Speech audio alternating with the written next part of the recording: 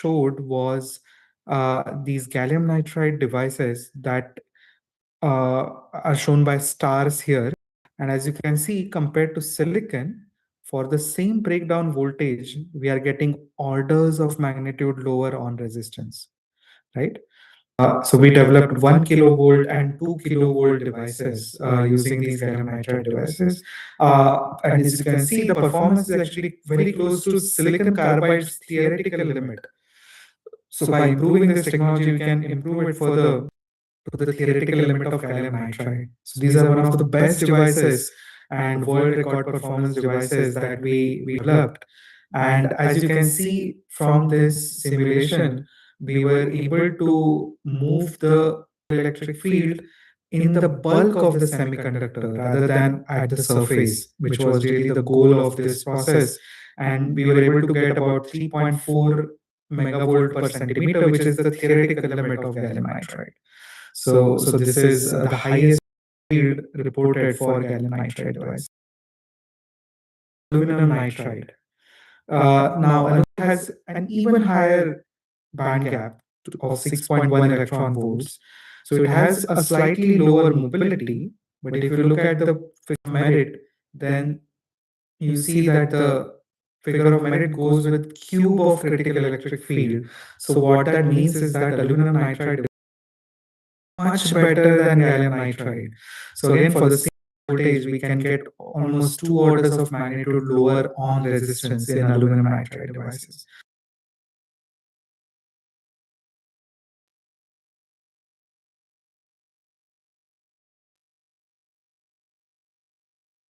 Uh, 12 megavolt per centimeter critical electric field, right? So the theoretical limit is 16. We are almost getting close to that theoretical limit. What that means is that the power devices will be much efficient and smaller than gallium nitride devices. So now these are all technologies in the lab, and if we are able to commercialize these technologies, then it's going to be a breakthrough. So so this was all about power electronics. Now I wanted to switch gears to optoelectronics, another application of these materials.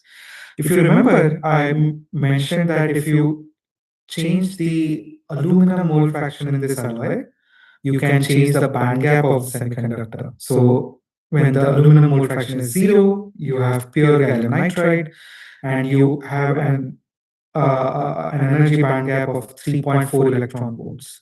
And this corresponds to a wavelength of 365 nanometers. If you go to pure aluminum nitride, you go up to 6.1 electron volts, which corresponds to 200 nanometers wavelength. So we can sweep from 200 to 365 nanometers in this material system, so which enables the UV, A, B, and C regimes of the electromagnetic spectrum. So what is so special about the UVC? So what happens is that small portion of UVB, and there's negligible ozone layer above the surface, absorbs all the radiation. So making this solar blind. This means is that we don't have any UVC radiation coming from sun and penetrating the ozone layer. So what that does is that it enables applications such as UV astronomy or missile plume detection, something we can do in the UVC spectrum. So again, very developed using these materials. If we are these radiations. Now, if we were emitting UV ABC radiations, again, a host of applications as shown in this figure here, from atomic clocks to quantum computing to non-line of sight, water purification, and so on. I'll be showing in just a bit. Moving into the far UVC regime opens up a new application for surface and air disinfection. So we'll talk about that in just a bit, but now let's focus on UV astronomy. So this was one project we did with still at IISc. So the idea here was a UV astronomy spectrograph or a spectrometer which detects in UV. So this is image of the sun, which is color coded here. So by imaging the sun in the ultraviolet spectrum, you can now clearly see the corona and different surfaces of the sun. And by doing this at different stages, you can study the activity in the sun. So this is really what NASA does, and this is what ISRO wanted to do. So if you look at this spectrograph, then at that time this was made out of silicon. So it needed a huge battery to work. It needed focus, and it also needed filters. So the actual detector module made a small contribution. And when we put every centimeter matters, every so by making a smaller detector, we can make much better technology. So this is something we try to do with these materials, where by engineering the band gap of the semiconductor, what we could achieve is a finite electric field in the semiconductor junction, low bias. So as you can see, this is an equilibrium band diagram, and in this intrinsic region, you have a finite field that can be used to separate out carriers. So what happens is that when you shine light, this electric field splits the photons into electrons and holes. So this in turn produces so so one of the reasons, because there is a large noise in in these materials. So to control noise, we need to control the material at very small length scales, and this is something we did. So basically, there can be. So let me go back. So when we nucleate these materials, there can be these defects that form at the coalescence boundaries of different, such as those shown in this figure. Now, these defects are one-dimensional, so these extend as you make the film. And now, when you make devices on these materials, these impact the performance of the devices. For example, uh, a kind of a defect such as shown in this figure can come about, where it now acts as a source of leakage paths. So this will act as a noise and produce what are known as screw dislocations. There can be edge dislocations, which you can imagine atoms, and these act as source of electron traps or non-radiative information centers. So when all of these small atomic level defects need to be controlled, you're interested, you can look at my publications where we talk about systematic reduction of these defects. So we developed these photodetectors for ISRO, and we were able to get a very nice rectification of devices. So this is diode characteristic, as you may have studied in first year physics or second year electronics. So here in the on state of the device, you are passing huge amounts of current, right? You're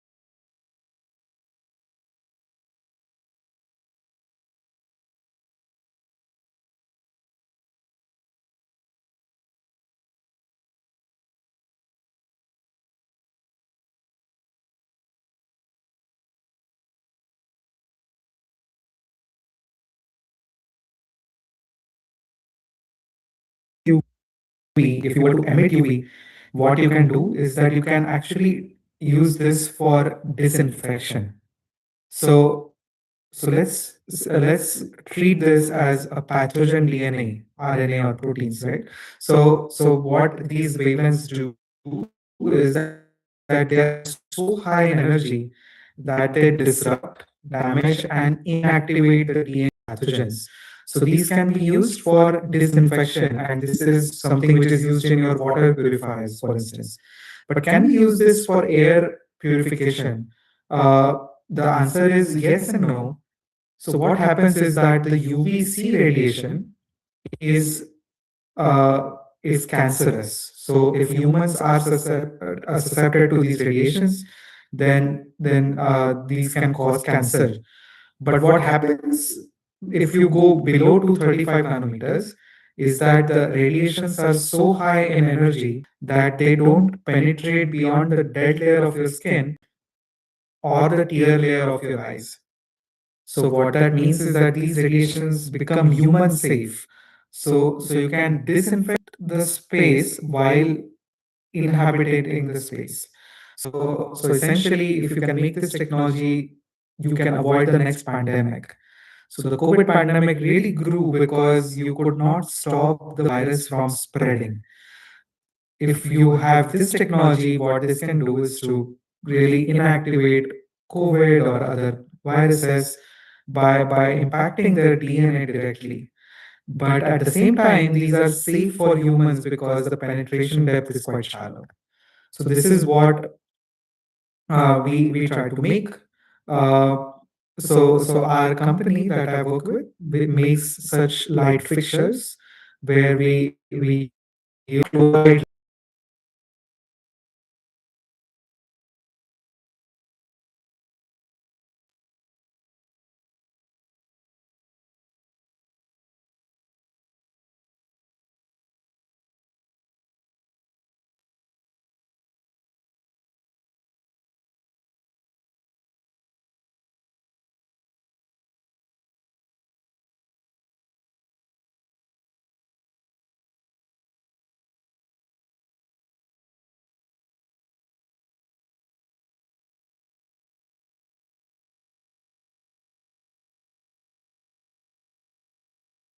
tune the spectrum and output power, and this can be optimized for the efficacy of the disinfection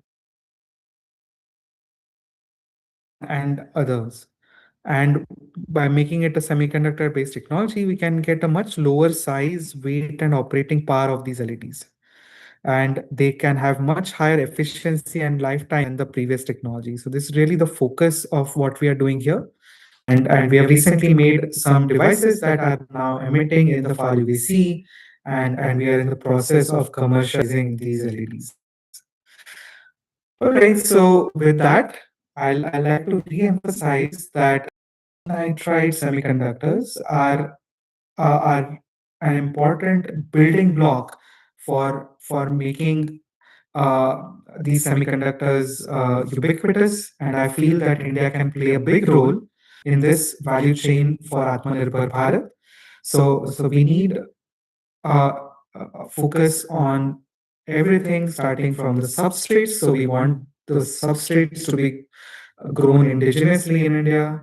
We want the epitaxial growth to be done indigenously in India, followed by the device application and assembly. So, so again, the India Semiconductor Mission has promised a huge fiscal support for these projects in India, and these would really lower the capital risk significantly, really inviting a lot of technologists and industries to invest in these technologies. Again, the expenditure in these systems is much lower than what a silicon logic fab taking. So securing the substrates is critical. In the next phase, we need to scale up production of these semiconductor high quality epi layers not only for the local markets, but also global markets in the quest of being able to export these materials. And finally, in the third phase, we need to establish a dedicated packaging facility, or so-called the outsourced hub, for which is tailored for developing these discrete 3 nitride semiconductor components. So with that, I like to summarize that doing interdisciplinary research is going to be an essential building block for Atmanirbhar Bharat. And by working at the intersection of these fields, you can develop these technologies, but it's very critical that you gain expertise over these different technologies. Uh, with that, I'd like to thank you for your time, and I'll be happy to take any questions you may have.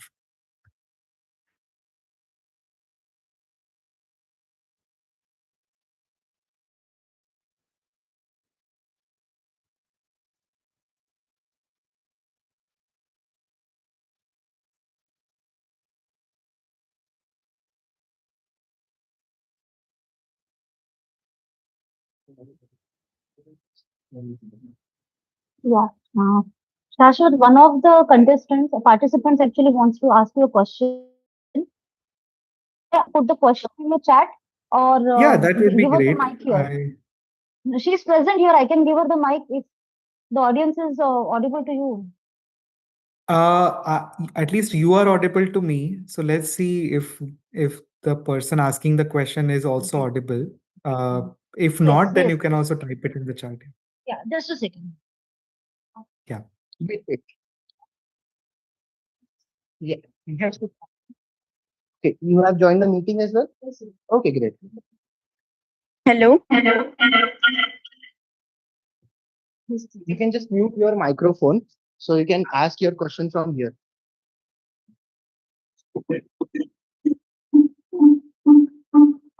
Hello. Hello. It is yes. Yes. You can ask. You can hear you. Hello, sir. Hi. My name is Kanak Pradhan. Sir, I wanted to ask about how to come in research field and especially like which concept to focus on semiconductor physics and electronics to have the master deeply in them. That's a good question. I'm happy that you are interested in pursuing research in semiconductors. I think this is going to be a big thing, as big as AI. And actually, the semiconductors are going to enable the AI. So I think semiconductors, doing research in semiconductors cannot go wrong. It's a good step that you are taking. Uh, in that, I would say, as an undergrad, uh, are you an undergraduate student or are you a master student? So I'm a BTech student. BTech student, okay. So I would say in your undergrad, focus on any one aspect of these and then try to go deep into it. And you will get enough opportunities to explore other aspects, but just try to focus on one, and try to get as much exposure as you can. I would really encourage you to also apply for opportunities in different labs. There are many semiconductor labs that were developed in the recent past. Also, many universities, like Indian Institute of Technologies, Indian Institute of Science, and so on. Whatever is your field of interest, you should reach out to faculties or scientists working in that field and try to secure a summer internship. So, although for me, I didn't do research on semiconductors during my undergrad, I got an opportunity to switch fields during my PhD, and I made the most out of it. Uh, you being in this nice department, I think you should use the opportunity to not only do research in YCCE, but also try to apply outside and do some joint research. Yes, sir. Thank you, sir. All the best.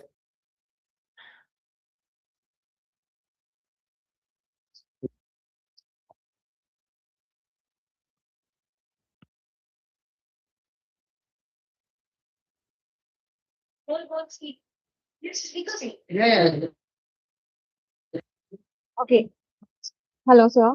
Am I audible? You are. Okay. The session was so informative, sir.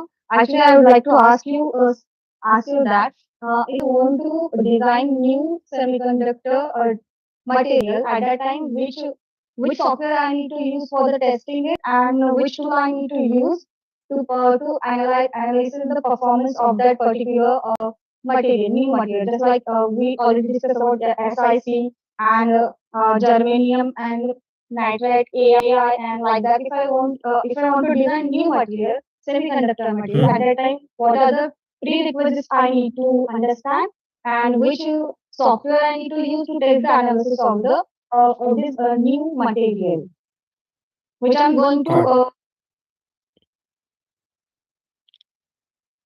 I see. So I guess you are referring to designing new semiconductor devices, not necessarily new semiconductor materials, because the answer would be different. Typically, the materials are only limited, and all the science lies in how you use these semiconductors. So basically, device design.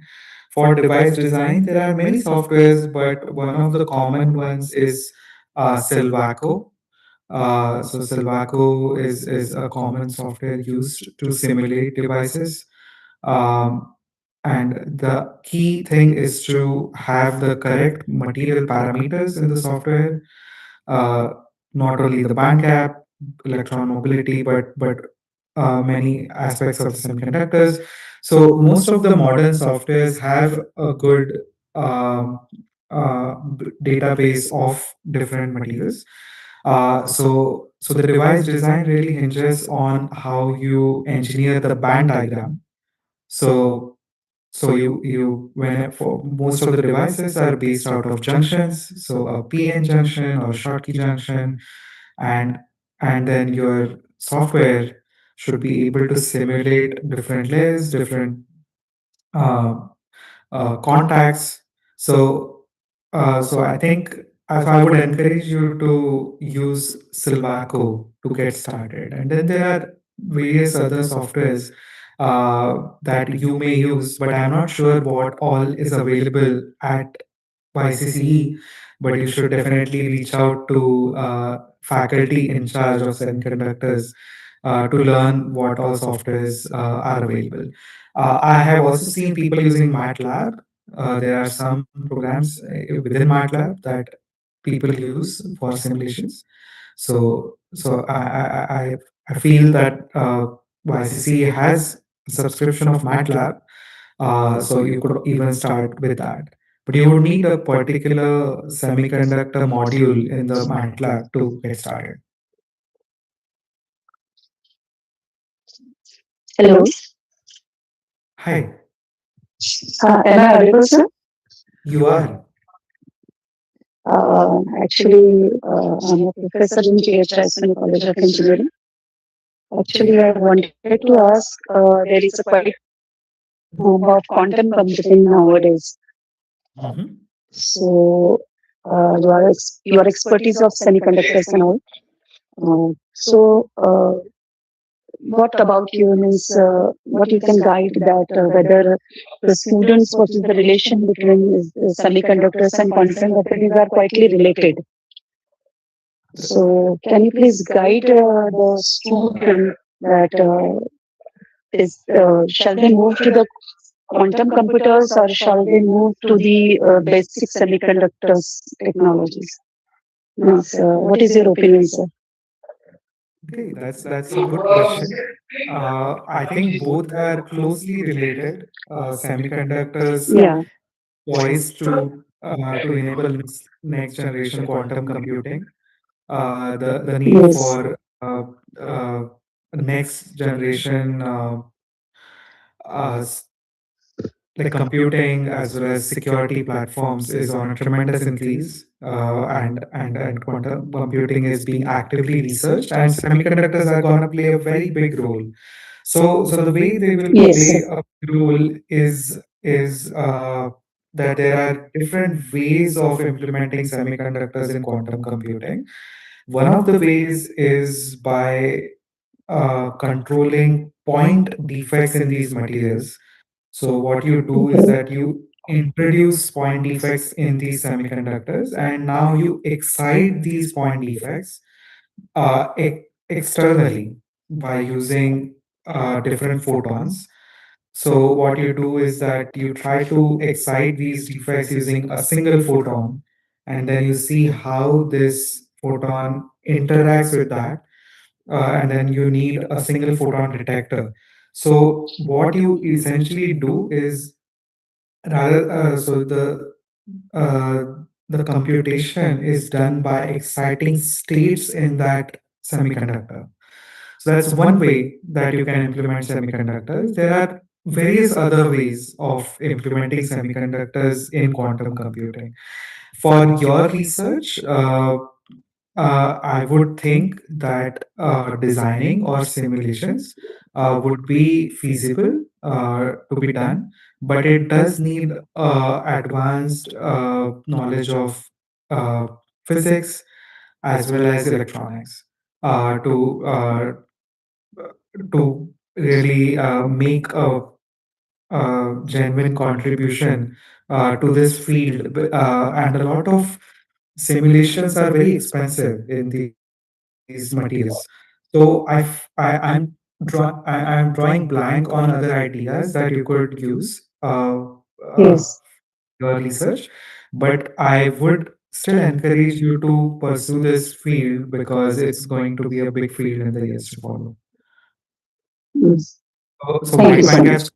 is actually I do have different ideas to implement this in quantum computing. Like I just mentioned, we are trying to Yes. make a single uh, system on a chip platform, a photonics platform, to be able to excite point defects in these materials. So these defects are engineered at parts per billion scales. So it's very difficult to do, but we are trying to do that in our lab.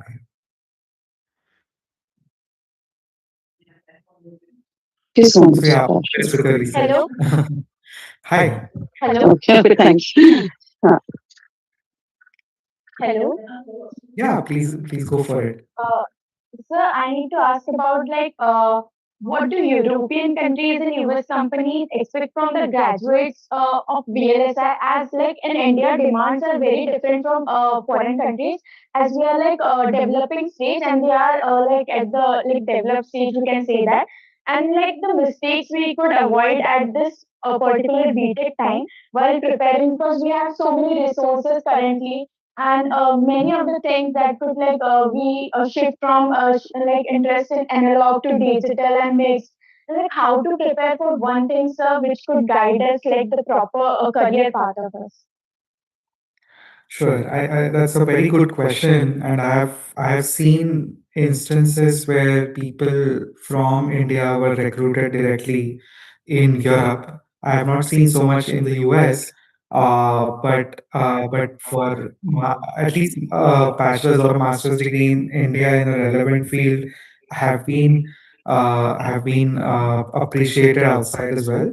So the focus for you at this stage should be to at least get meaningful publications in your field. So these should be in journals of international repute. And if you can also get some patents and conference presentations, these really bolster your profile when you're applying outside. So, so the the focus of what you do would really hinge on what interests you the most. I would think the learning the different aspects is important, but focusing on one or two aspects in your particular research project will help you get into the depth of it so that you make a meaningful contribution to the community. Because if you focus on many things, then obviously you don't get the bandwidth to really explore anything in detail. So I would say now try to consume as much content as you can, and then really ask yourself what is it that excites you the most, and focus on that. Also, don't restrict yourself. to your institution, reach out to people from outside, uh, try to get more opportunities for summer internships, or I think in your curriculum you're also allowed to do a semester long internship outside, if I'm not wrong. So you could also try doing that. So the sooner you start applying, the better it is. But at the same time, again, you need to have a clear picture of, or a clear idea of what interests you, and you need to develop a strong statement of purpose whenever you reach out to any person outside, because just remember, there are many people applying, so you need to set yourself apart. So when you write emails to people, that email should not be verbose, so it should not be very long, it should be succinct, but at the same time it should convey enough message to for the next person to know that you are really serious, and you would be a good team member for them to have. The most important thing is subject in an email. Usually professors, or even like I get hundreds of emails every day, and we don't even get enough time to go through each email. So we typically filter out the emails just based on subject many times. So the idea would be to stand out in your email. So that's the first thing when you apply outside, and the second thing would be to give everything whenever an opportunity presents itself. Yeah, thank you so much, sir. So participants will be having one last question for this session. Sure.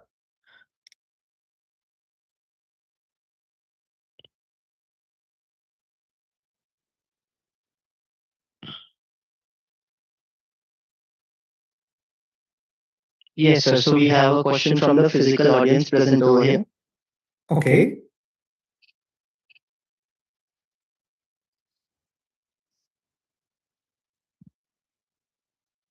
Hello. Hi. I would like to ask you that if I design a semiconductor device, at that time I need to test it, isn't it? Actually, I so much into testing and all this stuff. I used to analyze the things and all this stuff. If I want to go into that field, at that time, which software and which language I need to have hands on? Please guide me. That's a good question. I think characterization and testing plays a vital role in qualifying these devices and commissioning these devices. So if you have any equipment to physically test these devices, you should put it to good use, like at least an IV characteristics measurement tool. That would be a good start in the lab. Now, to simulate it, again, Silvaco Atlas is a good tool you can get started with. And probably MATLAB may also have a module for the testing. So my students have used Silvaco in the past, and then there are some other softwares that we use that are specialized for the semiconductors we group. So depending on what you do, you may be able to access different softwares. So nowadays the softwares, the script, so there's a lot of help in writing the script, and there are also some standard programs that come with the software. You really don't need to learn a specific language. The Some of the softwares are very user friendly. Uh, you can In some softwares you just develop building blocks of different semiconductors, and then it it just simulates things for you. So depending on what semiconductor you're working, there can be different resources. I am used to expensive resources because I have access to those. So I don't know if they are necessarily something uh, you can access there. So depending on what YCC offers, you will be able to uh, uh, get that access, or if not, then you can try to write a small funding to an agency, to be either the funds to support that software. It's very challenging, but something, if you are motivated enough, you can get it done. Thank you so much, Shashwat. On behalf of the organizing committee, I extend our heartfelt gratitude to Dr. Shashwat Ratkantiwar for his insightful and engaging session. Your valuable thoughts, real-world experiences, and deep expertise have truly enriched our understanding of the topic. We especially appreciate your gracious effort to join us despite the late hours in USA. Your commitment and enthusiasm truly reflect your dedication to sharing knowledge and guiding young minds. Thank you once again, sir, for being a part of the seminar and making it a memorable learning experience. Thank you.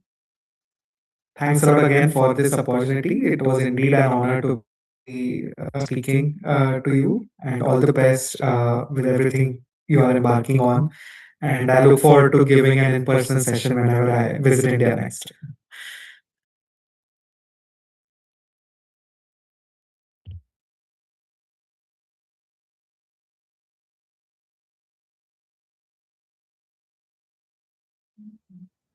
Well, participants are requested to join the next session at 12 in the same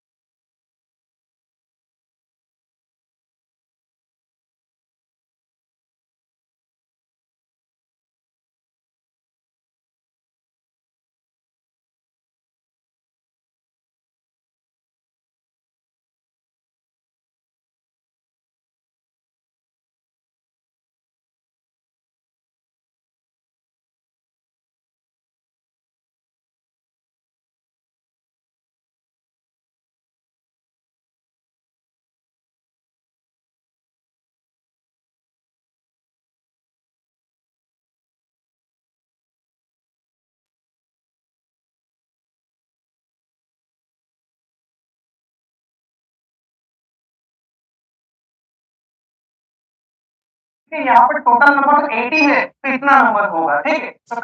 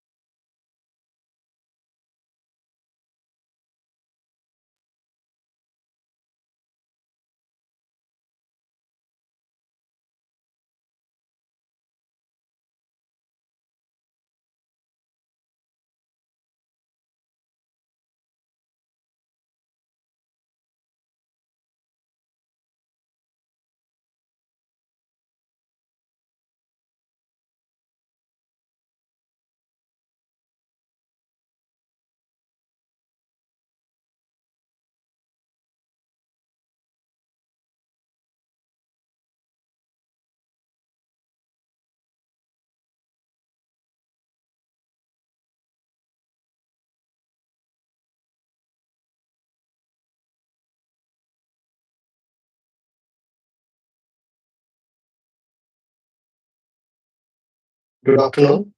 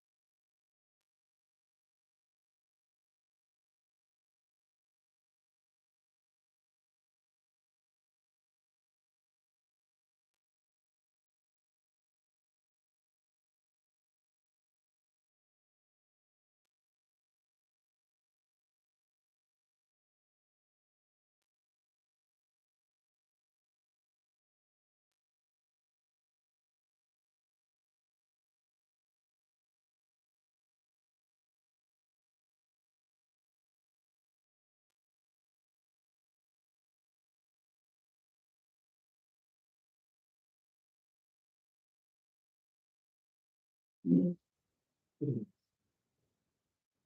Shashi. Good morning. Hey, good afternoon. Hello. Hey, good afternoon. Can Am I you hear audible? me? I can hear you.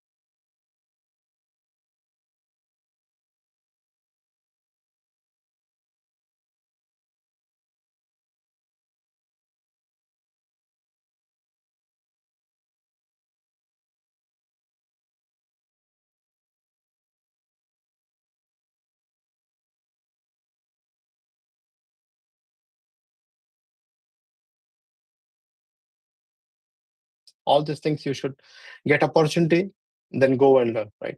Now attention to details. In hardware, as I mentioned earlier, in hardware, mistakes are expensive. So you should cultivate a mindset of precision. Check your work. When you do something, check it again, then check it again.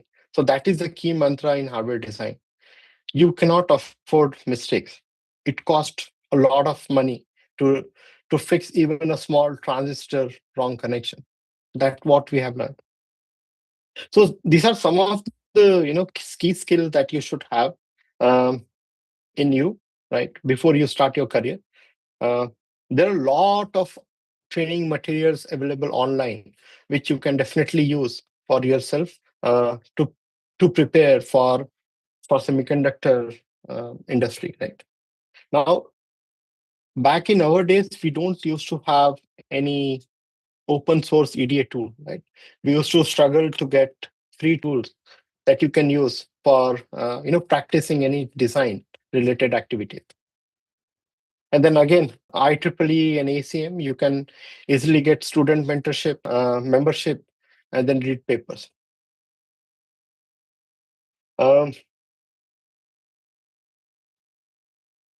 Now, these are some of the basic preparation, right? Now, how can you get started, right? Yeah, you can build this basic foundation courses, which I talked about, right? Um, how to enter. So once you have, you are doing already, you have built your foundational course, you know what are the soft skills and you're improving on it, right? But how do you ensure that you get an opportunity to enter any company, right? The first is campus placement, right?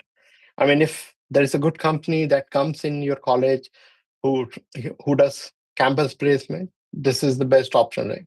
This is the best option to enter campus through campus placement.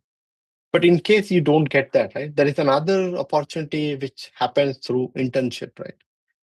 So you should always look out for the opportunities in the industry which gives internship, right? So always look out for internship opportunities coming up. You should, if you are in your third year of engineering, you should start looking at which companies provide internship, when they start, what is the timeline, so that when the time comes, you are aware and you know when to apply.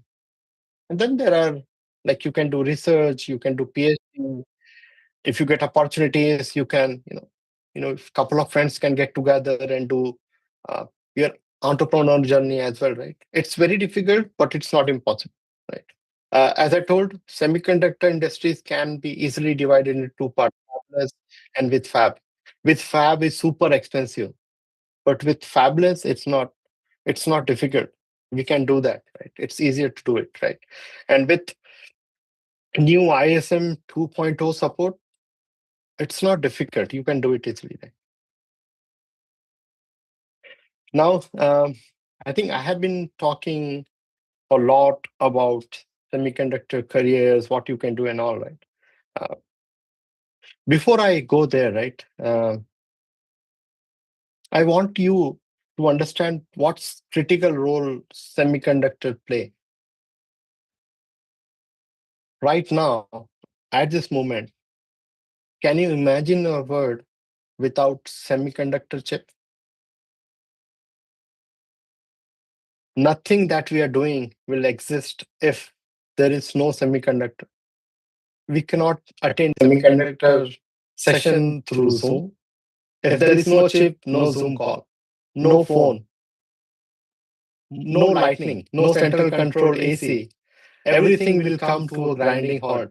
So semiconductor is the only, I would say the most happening things happening around currently.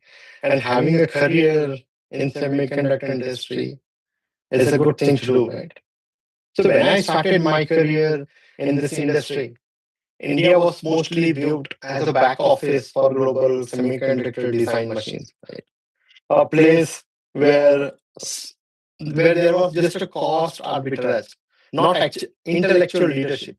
What does it mean that so some of the low-end jobs were given to in India, right? Because those low-end jobs could have been done by the low-cost resources there in India, right?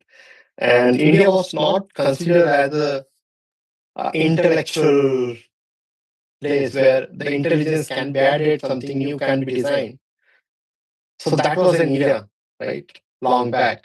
But now, when I sit in design review, right? Design reviews are generally a review where before we tape out anything, there are multiple experts sit together, look at design, review each thing to ensure that everything is right and in order, so that we don't make mistake post silicon.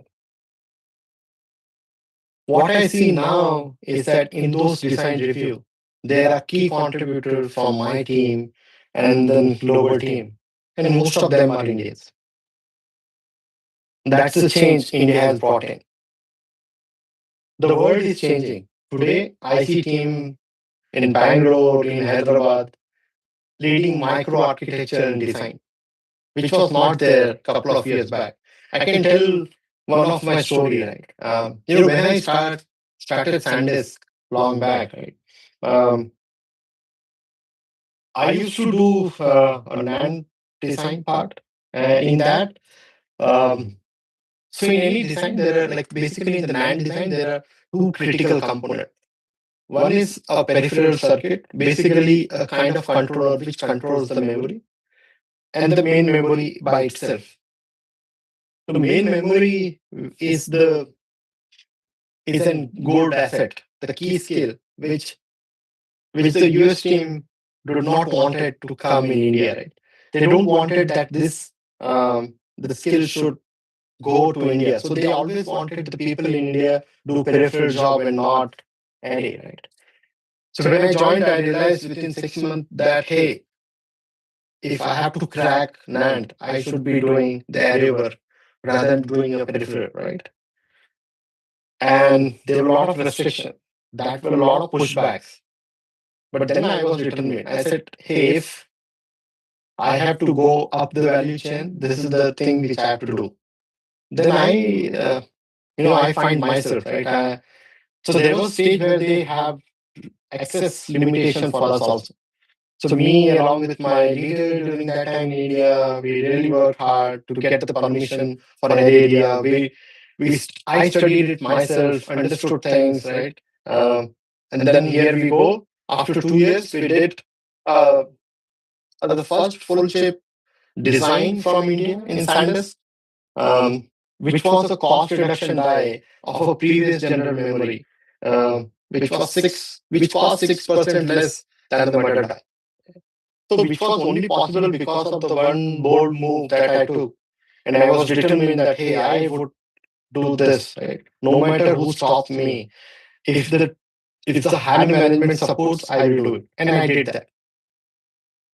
So that is what long back, but now if I see most of my designers, they lead micro architectures, they design the critical component. So there is no boundary as such now.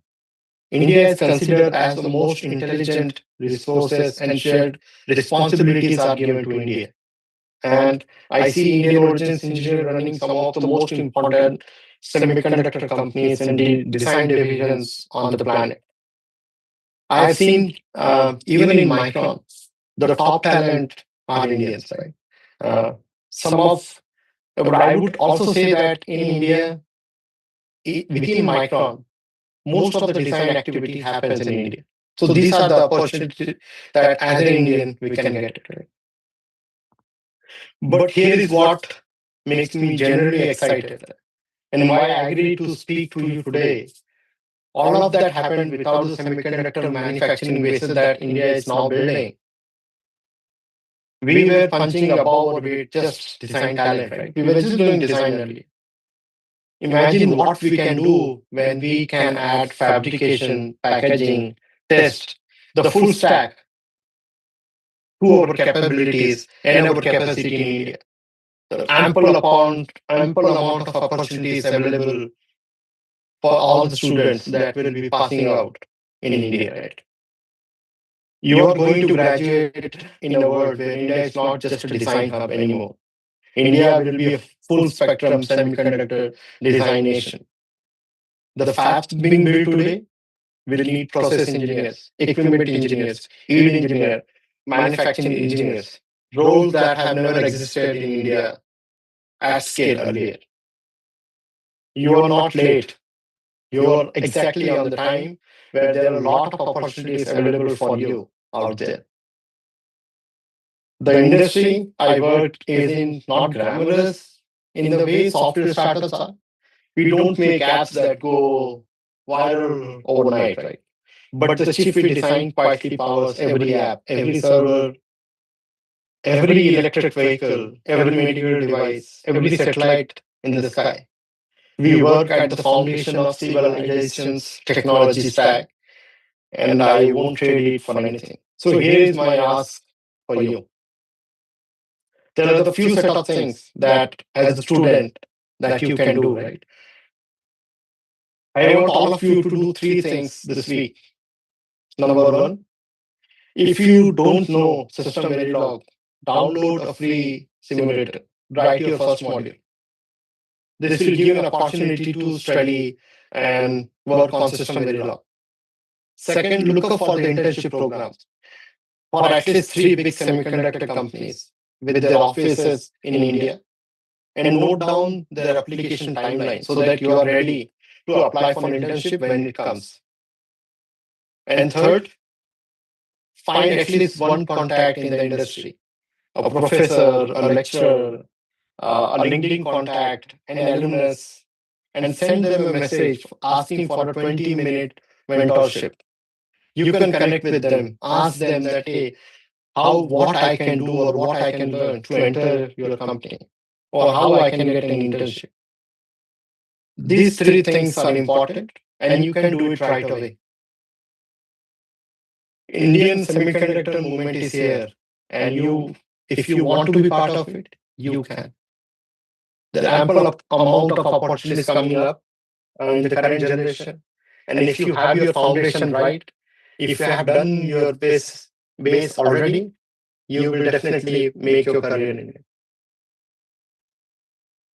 Now, that's all from me. I have some time, and if you have some questions, I will be more than happy to answer them.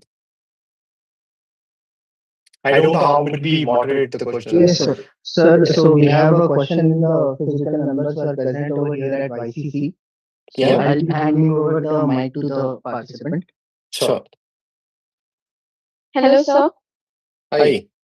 So my name is Kanak Pradhan. So I have keen interest in analog VLSI. So I need to ask about how to enter like analog design field. As we know that there is a big difference between the theoretical study we do and the practical implementation that is being implemented in the industrial standards. Good question, Kanak, and I'm glad that you asked this question. So let me start with this, Kanak, right? For analog design, and as I mentioned, it's the niche skill, right? And it's the most demanded, most sought out for. And I also mentioned that how we moved our base from Hyderabad to Bangalore just to get analog designer. So there is a lot of demand for skillful analog design engineers. So back to your question, what you can do to enter that segment, right? Or enter that career path. So number one, you should be absolutely excellent, right, in your CMOS basic circuit design. You should know the basic fundamentals of CMOS transistors.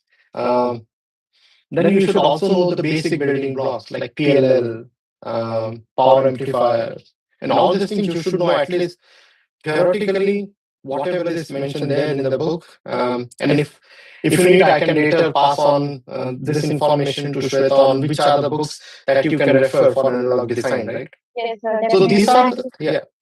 these are the basic knowledge that you should have, Kanak. Now, on top of that, I mentioned about couple of open source PDK tools, which you can use for practicing, right? I mean, you can download free PDKs. So PDKs are the design models. Right? If you want to make some circuits, PDK provide you an opportunity on basically it contains the models and physically how the transistor will look like, and when you place all those together in different configuration, when you supply different voltages, how the circuit will behave. Basically, you can do circuit simulation. So this is practical, way of building any circuit. This is two things, right? Then there is, you should now analog designers, you can't be expert in all the things. So I have seen that generally, as an analog designer, you have to build your expertise right from op-amp, right? You can start from op-amps, then build your expertise on PLL. So first start on an op-amp, right? Make yourself, like even in your sleep, if somebody asks you, hey, in this configuration, what would be the output? What should be the offset, right? All those things you should know very well. So be an expert first in op-amp, do a lot of simulations, see how the circuit behaves at different conditions, right? At different margins, what would be the output? So all these things, if you do, you'll become expert at one. So this helps you to gain expertise on the foundational level. Okay. Then you can also do is explore IEEE, right? And see what are the new configuration and what industry really uses actually. So whatever you might see in textbook may not be an actual circuit which are used in industry. Those circuits you can get in IEEE papers. Not all, but some, right?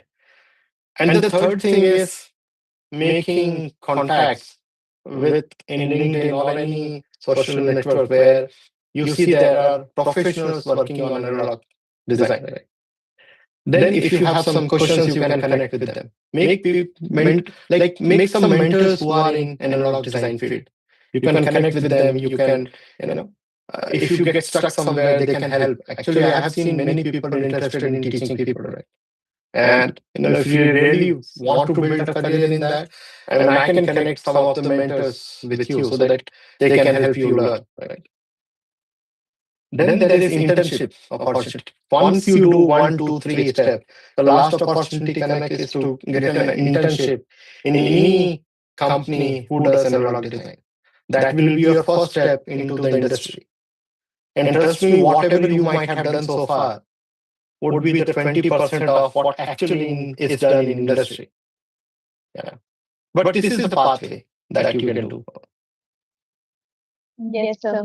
Thank you, sir. So please, can you provide the engineers you told about the analog designs who do as the professionals in your company? Yes. I can pair you with some of the mentors, right? We can connect offline through Shweta, and then you can connect with those people. Yes, sir. Thank you, sir. Thank you, Kanak. Hope it answered your question.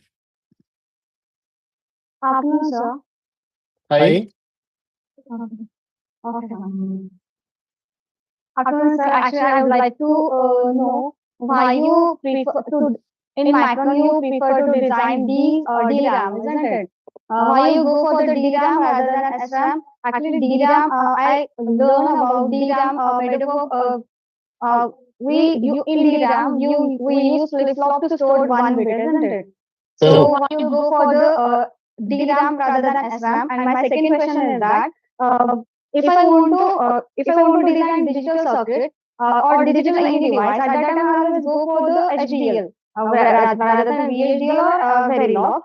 Like that, if I want to design analog device or test it, what are the software I need to test use for the testing purpose and verification purpose, as well as the second thing is that if I want to design analog IC, which simulation software I gonna use, what are the prerequisites I need to I should have, and that's it, sir. Good. Thank you. Lot of questions. Okay. And before I miss a chain of thought, okay, let me start with the first question. And if I missed your question, just remind me again. I think your first question was, the question was that why don't you use SRAM instead of DRAM, right? Correct. Okay. So I would like to understand in SRAM what will happen. Now we use transistor as well as capacitor to store any data. In DRAM we go for the flip-flop to store data. Actually, it's quite interesting to know how we gonna store one bit data in the flip-flop. like that. Good. So, so I, so I understand the gap, right? So the gap here is whatever you are saying, right? It's coming from the book knowledge that you have, Yes, right? exactly. Right? So there is, as I told, right? I was answering Connect that whatever you will study in the book will be just 20% of what actually in industry is implemented. Right? Now, traditionally, right? If you want to make a small DRAM, right? It's the way, as you mentioned, approach is that way, right? But if you are building a DRAM, right, which is basically, let's say, 8 GB of DRAM, if you go by that approach, it will not be financially viable to fabricate. The cost will be so high that nobody will buy that, right? So we have to invent new ways, right, to make DRAM. And the new, unfortunately, because it is microns confidential, I cannot tell the exact composition. But I can say that it's just one transistor and one capacitor approach of making DRAM. So it's area-wise efficient, endurance-wise it is better, okay, and reliability-wise this approach is better. Now, so this is for the near term memories, right? For caches, it still goes SRAM. But we are not an expert in SRAM. Neither we want to be, right? We want to be good at DRAM. And that's why we focus that's the place where we can get more benefit in terms of revenue, and which is more area efficient, gives us more margin, and process wise also it is friendly. And the approach that we have built ourselves is much different, more efficient than the traditional book DRAM. Okay. I think if I recall, your second question was which tools we should use for analog design, simulation tools, right? Yes, sir. Yeah. So traditionally we use, for design entry. So basically, on when you are doing an analog design, there are multiple steps. So number one is circuit entry. Okay. Now one is circuit entry, then is simulating that circuit and looking is it at all the speed rate, or let's say for all the corners is it performing the way we want? Then we use simulators actually, and then comes implementation. So implementation is physically how it will be done. Once it is physically created and we call it as a layout, right? Then we do post layout simulation to ensure that hey, when we create a layout of this analog circuit, that also behaves as per intention. Right? So there are a lot of tools used. Start with schematic entry, if I want to say. Schematic entry industry-wide, there are multiple tools available. What we use is Cadence Virtuoso tool. Right? It's a full suite which provide a schematic entry, which provide a simulators. So Spy Simulator, basically, a different version, more advanced version of it. And then we have layout entry. Okay.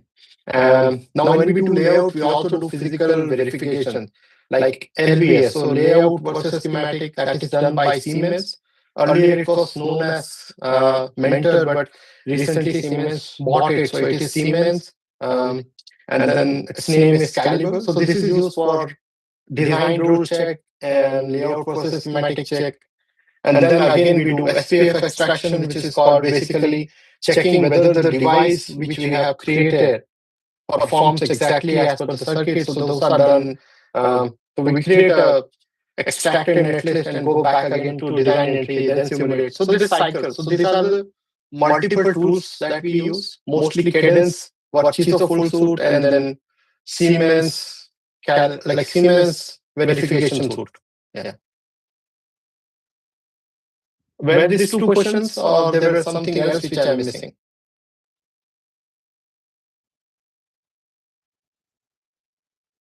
Actually, the third question is that we use HDL and VHDL to design digital, and Okay. like that, does we have analog design systems or system? Like if I want to simulate analog circuit at that time, or normally open source, normally I use open source software as my multi-sim software.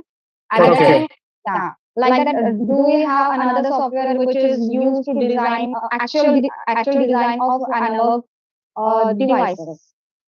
Okay, so analog circuit, as I told, there are tools available, open source tool. If you want to do practice, you can definitely use them.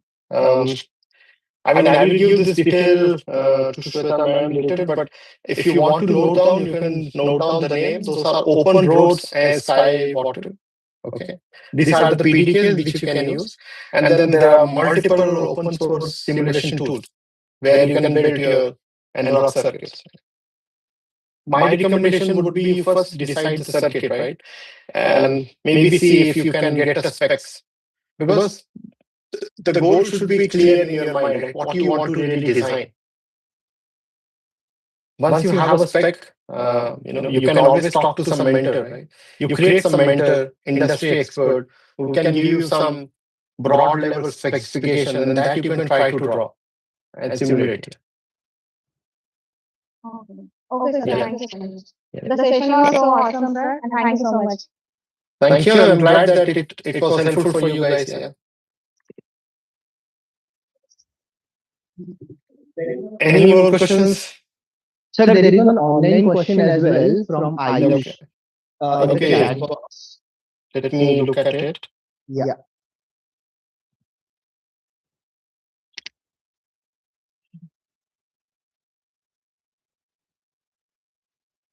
Good question. So, which mistake we should avoid while preparing for industry as freshers, and how we increase our problem solving skills and hardware skills? Tricky question, Ayush. But let me answer it. Which mistake you should avoid? I would say being overconfident. Okay. So as a student, right, you should always be curious to learn more, right? As a student, you should never feel that, hey, I have learned enough, right? I mean, at this point of time, I am always curious to know whether I know enough or not, right? In my job, I have to keep moving, right? I have to keep learning. There are a lot of things which are happening on the day-to-day basis, right? So when I'm curious every day as a student, you should also be curious every day to understand what is the new trend happening in the industry. And I would recommend that, let's say, if you have decided that, hey, like this is the field where I want to enter, right?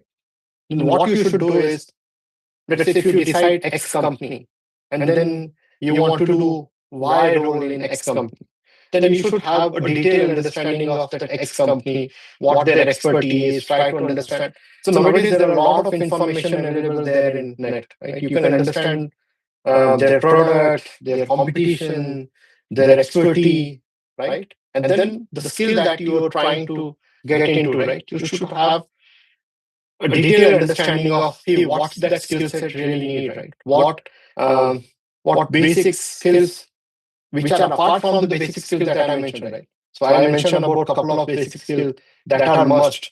But on top of that, you should also know that if you are entering into some specific skill, then what are the basic requirements for that?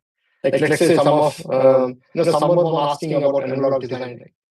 So the key skill for analog design is having basic of transistor operations, right? You should very well know how transistor operate and how does it react to different stimulus, right? You should know it very well, right?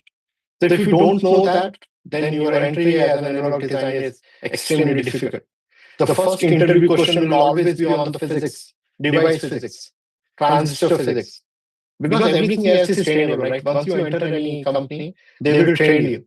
They will ensure that you learn exactly what is required for you to perform at that expected level. But while entry, they will look at, do you really have an appetite to learn, and are you putting enough to learn or not, right?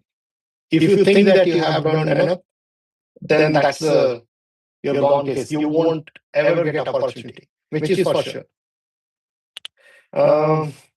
And then your next question is how we increase problem solving skills. Good. Yeah, so I think I can relate this question to a way that, hey, I have learned so many things now. I'm awaiting for an opportunity. I'm awaiting for a jump, right? Get a breakthrough. But in between, how do I ensure that I keep on learning every day? Because as a student, you should never give up, right? Even if it takes 1 or 2 years for you to enter into something, right? You should keep on learning every day. And in that case, the open source tools that are available, you should keep on practicing different stuff. There are a lot of semiconductor forum online where you can learn about semiconductor design, specs, all those things. Those are readily available. You should explore all of them. So this will help you to understand different problem out there, and then how do they solve the problems, right? Yeah. Okay.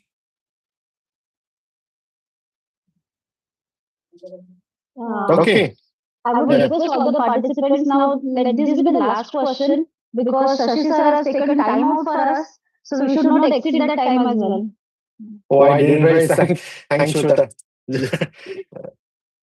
Okay, so there is a question, Shweta, is this the last question? Yes, it is the last question. So the question is, I want to do an internship. So what qualities should we have for that? I would say the skill set, right? Tanushri, the skill set meaning, so if you're applying for any specific role, right, in an internship, you should first do your thorough research into what is the key skill set they are looking out for. And do extensive study on that skill set, train yourself, right? Whatever college materials, you can also reach out to your professors. So generally, we take our lecturers, our teacher lightly, but they are the knowledge powerhouse, right? Where if you really want to look at some opportunity, you can speak or talk to your professor, your lecturers. They will be more than happy to help you. And then they can also build a connect for you with the industry expert as a mentor. And then you can talk to them and try to understand what are the key skills that I should learn, right? I cannot say a very specific skill set here because the umbrella of the internship opportunity is huge, right? And one skill set which is there for one role may not be required for others. So I cannot pinpoint at very specific skill set, Tanushri, but then you need to do a research on specific internship opportunities that you have. But your basics, right, as I mentioned earlier, the three basics are important. Those are must, the technical foundation. You should, and then your soft skill. Those are the two non-negotiable things. Good. I hope you might have enjoyed this session and it's worth the time you guys have spent here. If you feel that this session was helpful for you, that's paid off for the time I have spent during this last 1.5 hours. Thank you so much, Shashi, for this insightful and informative session. And it was very nice that you had a very great interaction with participants. They were also attentive and they asked you so many questions. So this proves that they were really interested in the topic. So from on behalf of the organizing committee, I would like to extend my sincere thanks for you. And since you have taken time out of your busy schedule for us. So let's hope that we can make good connects and some students, I will see that if some students want to connect to you, I will forward the request. Sure. You can always connect. FYI, I am doing currently a digital detox and hence my LinkedIn may not work, but it's for another couple of months, then I will be online back again. Okay? Sure. Yeah. Thank you so much. Yeah, sure. Thank you and have a nice day, guys. Yeah, bye.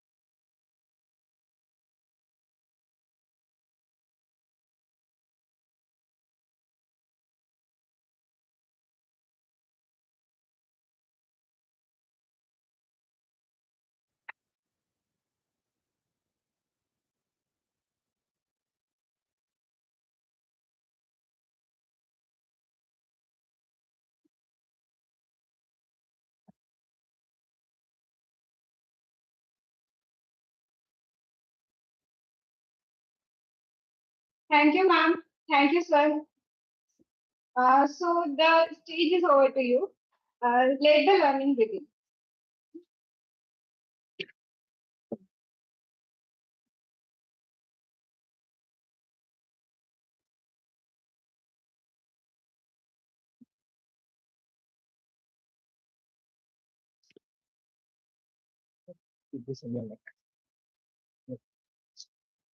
चल जाएगा ना, काम में लगाने की जरूरत नहीं है।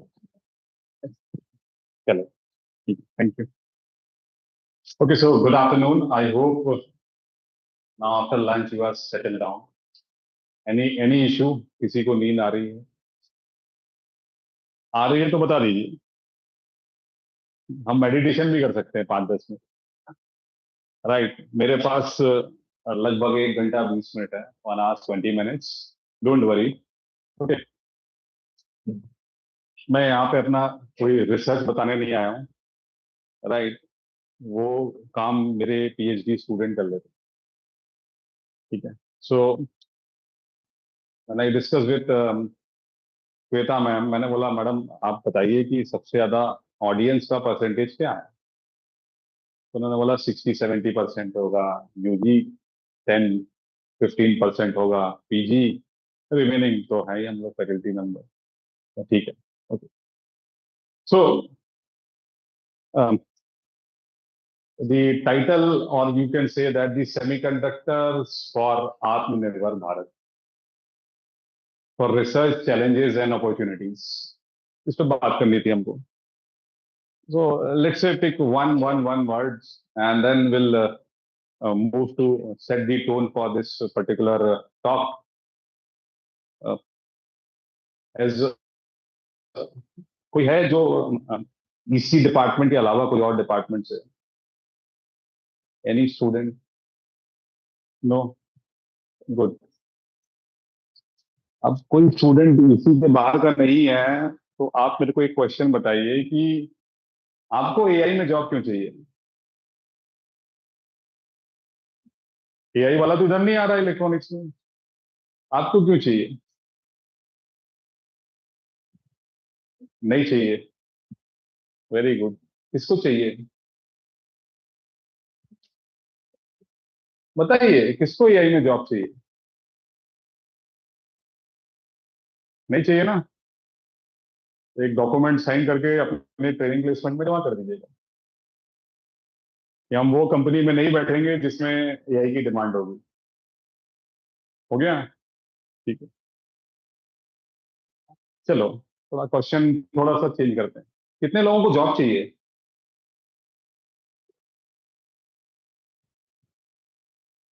70-80% लोगों को, राइट। अब मेरे को बताइए आपको जॉब किस में चाहिए? एआई में तो नहीं चाहिए, कोर कंपनी में। कोर में भी क्या? स्पेशलाइजेशन इन एनालॉग, ओके। तो ये जब सेमिनार आपको पता चला कि अटेंड करना है तो आप लोगों ने कुछ चैट जीपीटी से कुछ देखा होगा, है ना? तो ये okay, very nice, okay. So what do you mean by ये क्यों आत्मनिर्भर भारत की जरूरत क्यों है? Why the vision of prime minister, और क्यों है, क्या है? What do you mean by Atmanirbhar Bharat? Self sufficient, अभी भी तो है, okay. Another way around, semiconductor for Atmanirbhar Bharat, क्या चैलेंजेस है? Can you tell me any one challenges? Okay, very good. Semiconductor का प्रोडक्शन लो है, ठीक है। और क्यों लो है? स्किल्ड लेबर नहीं है। आप सबको कोर में जॉब करना है, स्किल्ड लेबर नहीं। Very nice, okay. एक हो गया। जो आपने बोला वो भी मेरी स्लाइड में है, जो आपने बोला वो भी मेरी स्लाइड में है। बस अनफॉर्चुनेटली मेरी स्लाइड में एआई नहीं था, वो आप लोग उसको जरूरत नहीं है तो वो स्लाइड में स्किप कर दूंगा। अनदर क्वेश्चन, अभी बहुत एआई आपने देखा होगा last month, AI summit, AI impact summit, blah blah blah blah. तो भी आप लोग एआई में नहीं काम करना चाहते, बहुत अच्छी बात है। कितने डेटा सेंटर्स हैं इंडिया में?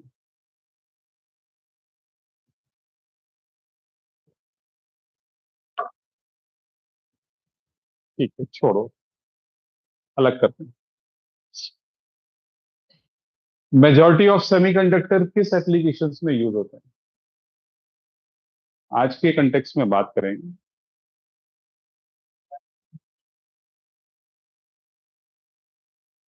Mobile phone, laptops, these are the gadgets, वो हर जगह यूज होते हैं। एप्लीकेशन बताइए, जैसे आप पढ़ाई करने, स्टडी में यूज कर रहे हैं इसको, है ना? ऐसे car, okay, so very good.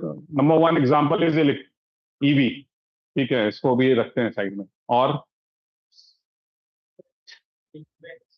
Defence, very nice, very good, defence. एक ईवी से क्वेश्चन पूछूंगा, फिर डिफेंस से पूछूंगा। और बताओ। हेल्थ केयर, तीन हो गए। एज इलेक्ट्रॉनिक्स इंजीनियर, थोड़ा सोचो। 5G एंड 6G, ओके, ये हो गया। तो आपने क्या बताया मेरे को? पहला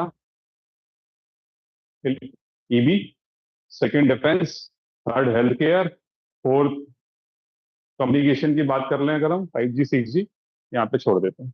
ये चार हैं। अब एक एक उठाते हैं, वन बाय वन। ईवी, कोई ईवी कंपनी बताइए।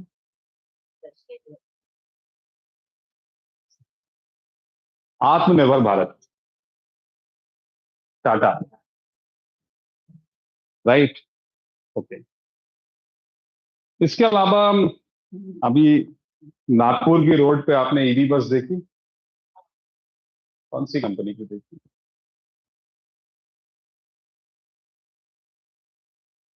ईका और टाटा, ई की ए और टाटा, टाटा मार्को पोलो, ईका, वेरी गुड। 100% इंडिजीनियस कौन सी है? क्वेश्चन क्लियर हुआ? ईका और टाटा में 100% इंडिजीनियस कौन सी है?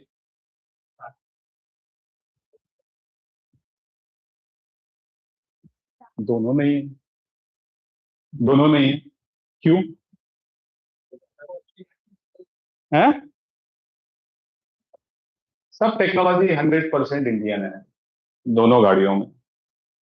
चाहे आप टाटा मोटर्स की बात कर लें, या टाटा मार्को पोलो धारवाड़ प्लांट की बात कर लें, या ईका मोटर्स पुणे की बात कर लें।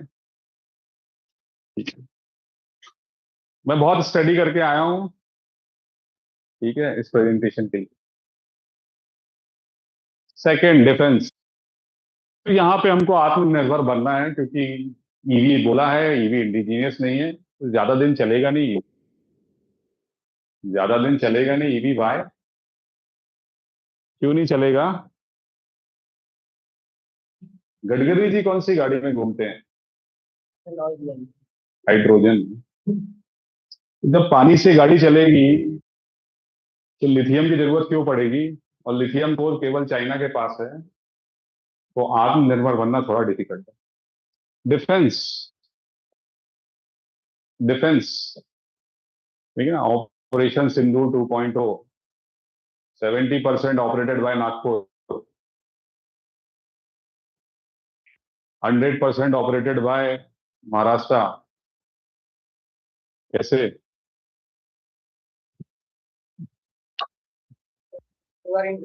सोलार।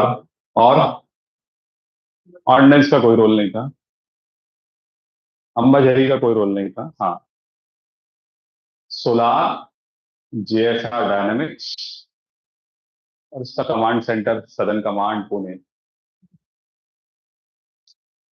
ठीक है। तीन चीजें हो गई। 100% इंडिजीनियस, पक्का? नहीं, नो। अभी सोलार इंडस्ट्री का 255 एकड़ का लॉन्चिंग हुआ है लास्ट वीक में निहान में। अभी वो बनाएंगे, अभी असेंबल कर रहे थे, वो बनाएंगे। Can you tell me the first indigenous missile name of the missile, first indigenous missile 100%। BrahMos तो यार रशिया का कोलैबोरेशन है यार, कहाँ से 100% होगा। आप चैट जीपीटी पे सर्च कर सकते हैं, ये आंसर तो भी गलत है। ठीक है, आगे बढ़ते हैं। Rudram is the name of the missile. Now come to the third, health care. बताइए, हेल्थ केयर क्या है? किसका स्टेक सबसे ज्यादा हेल्थ केयर में? Name of the company, name of the company, चलिए टेल मी।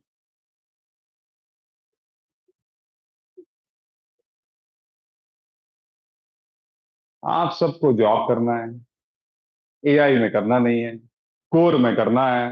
कोर कंपनी के नाम नहीं मालूम। तो Siemens is a company the highest market share, Indian नहीं है unfortunately. Okay, like last 5G 6G communication, any IEEE protocol invented by or developed by any Indian scientist or professor, can you tell me the name?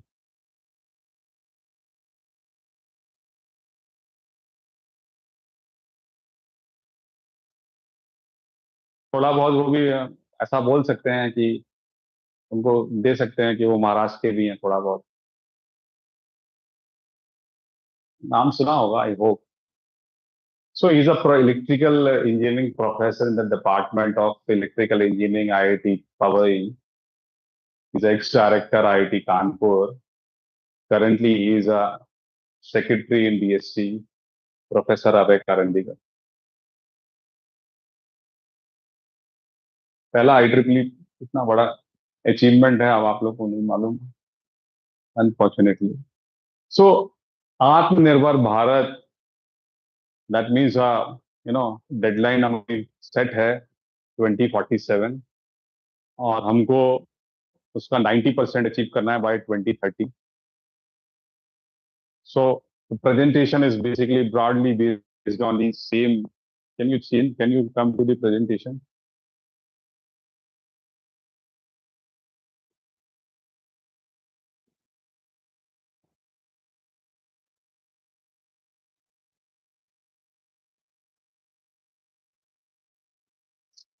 नहीं, ये मेरा presentation नहीं है।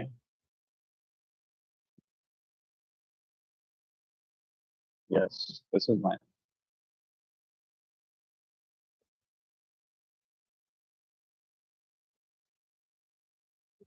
Adobe पे खोल लो और कंट्रोल L.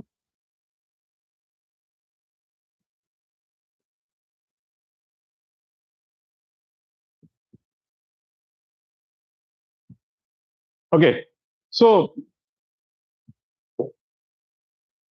अब हमने टॉपिक तो थोड़ा सा सेट किया, टोन आत्मनिर्भर भारत के लिए। सो नाउ माय, अभी आप कोई हेडफोन यूज कर रहे हैं? कौन सी कंपनी का यूज कर रहे हैं? बोट का यूज कर रहे हैं। चलिए, कम से कम 25 कंपनीज बताइए जो हेडफोन बनाती है। अच्छी बड़ी बड़ी बताना है, छोटी में एक एक करके। Apple, what is the cost of Apple AirPod? बोलने दो, रफली गैस। 50, very good. इज 59,900। ठीक है, गुड। हाँ जी, सैमसंग, ओके। ज्यादा अच्छी, बहुत कम लोग यूज करते होंगे, आप कर रहे हैं, अच्छी बात है। एक बोलो। JBL कहाँ की कंपनी है?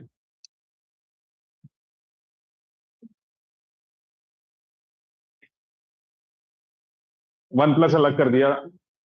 थोड़ा चाइना की थी तो इसलिए। ओके, और बोट तो इन्हें बताया। Bose, very good. कहाँ की कंपनी है? Indian, very good. JBC, Japan video corporation. Okay, Japan की। और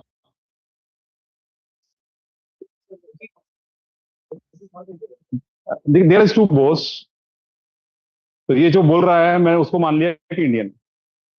आप चेक कर सकते हैं चैट जीपीटी या गूगल पे, it's a Indian company. Bits. और थोड़ा मैं और थोड़ा कुछ सुनना चाह रहा हूँ। Sony, okay.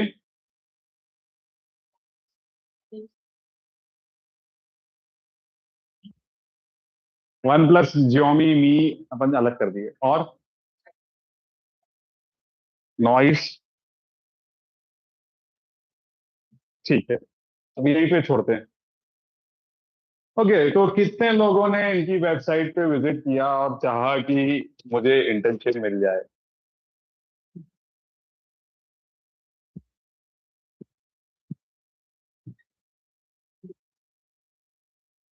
ट्रेनिंग प्लेस का देगा आपने, आत्मनिर्भर भारत है ये। आपको सेल्फ, आपको इतनी कंपनियां मालूम थी, 15 20 25 30 कंपनियां मालूम थी, लेकिन आप, फर्मा का नाम अनफॉर्चुनेटली किसी ने नहीं लिया, या पीछे लिया हो। सिनाइजर का नाम किसी ने नहीं लिया।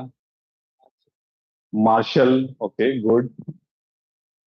तो कितने लोगों ने अप्रोच किया? क्यों? क्यों नहीं किया? मेरा भाई नहीं है, मेरे अंकल नहीं है इस कंपनी में, जुगाड़ नहीं लग सकती, हर कोई को तपन इन्फोटेक ज्वाइन करना है क्योंकि ये मेरे भाई की कंपनी है, ऐसा है क्या? Okay good. Now let's take example of, let's say for example Apple. Semiconductor use होता है, और कौन कौन से आपके सब्जेक्ट यूज होते होंगे एप्पल में?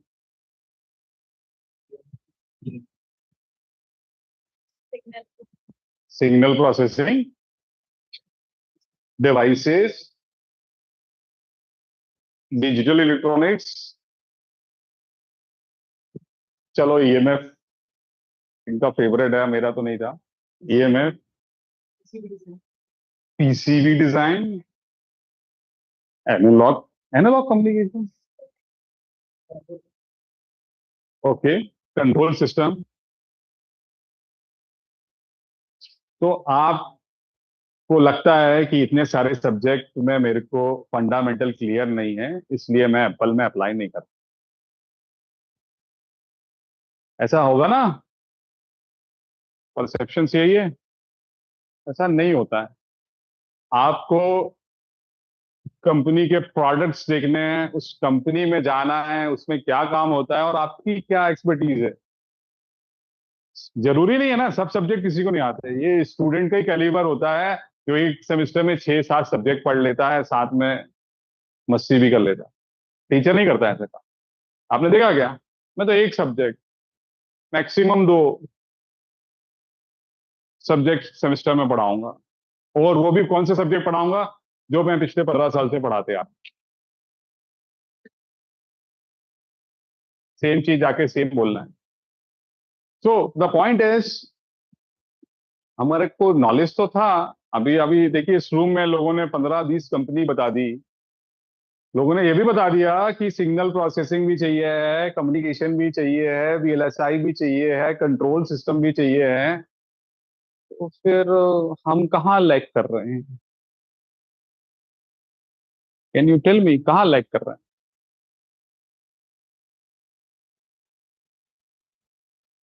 अपने दिमाग से ना सबसे पहले तो ये चीज को गायब कर दो कि हम कहाँ पढ़ रहे हैं, और सबसे पहले ये चीज इनवाइट कर दीजिए कि सब कुछ मुझे खुद अपने आप ही करना है, राइट? अच्छा, ठीक है, इतने सारे बच्चे हैं, लेट्स से 10% टॉपर होंगे, ऐसा मान के चलते हैं, इसमें 10% टॉपर भी बैठे हैं। तो बाकी लोगों से क्वेश्चन है कि इलेक्ट्रॉनिक्स एंड कम्युनिकेशन का कोई आपका फेवरेट सब्जेक्ट है?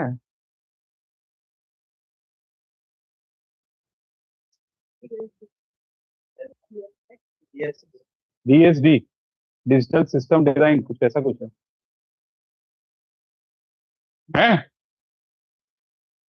कौन सा है? अब ये मत बोल देना सर मुझे तो MBA करना था, है? राइट। कितने लोगों को ये अच्छा लगता है कि पाइथन प्रोग्रामिंग ज्यादा अच्छी है और इजी है? कितने लोगों को लगता है? राइट।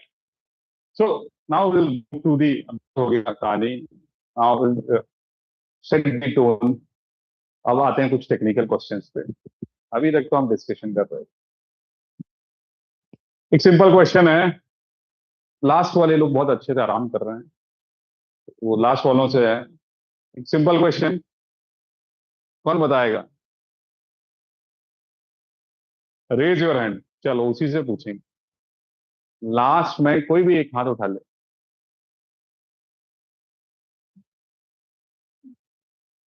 नहीं तो मैं फोर्सली क्वेश्चन को डिफिकल्ट करके पहुंचूंगा। मेरे पास बहुत क्वेश्चन है। हाँ जी, लास्ट में कोई इंटरेस्टेड है? सिंपल क्वेश्चन है। फॉर एग्जाम्पल 2+2 = 2, इस लेवल का क्वेश्चन है। अब तो बोलो कौन बताएगा?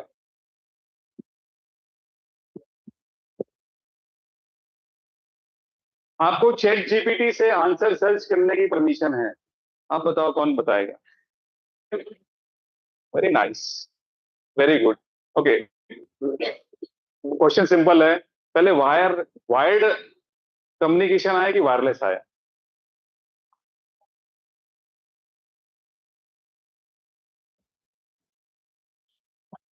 वायर्ड। ओके, वेरी गुड, बैठ जाइए, थैंक यू। अब बताओ कितने लोग इसके फेवर में? Please raise your hand. तुम चैट जीपीटी नहीं किया था क्या? Oh I am really sorry. आपने, अच्छा चलो अभी आंसर चेंज कर लो। वायरलेस, कितने लोग वायरलेस के फेवर में?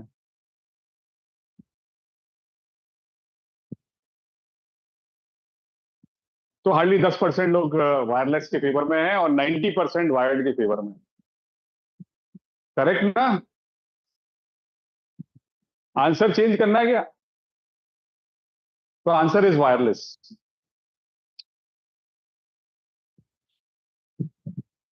है ना? नहीं, गलत है क्या? आपसे पूछो।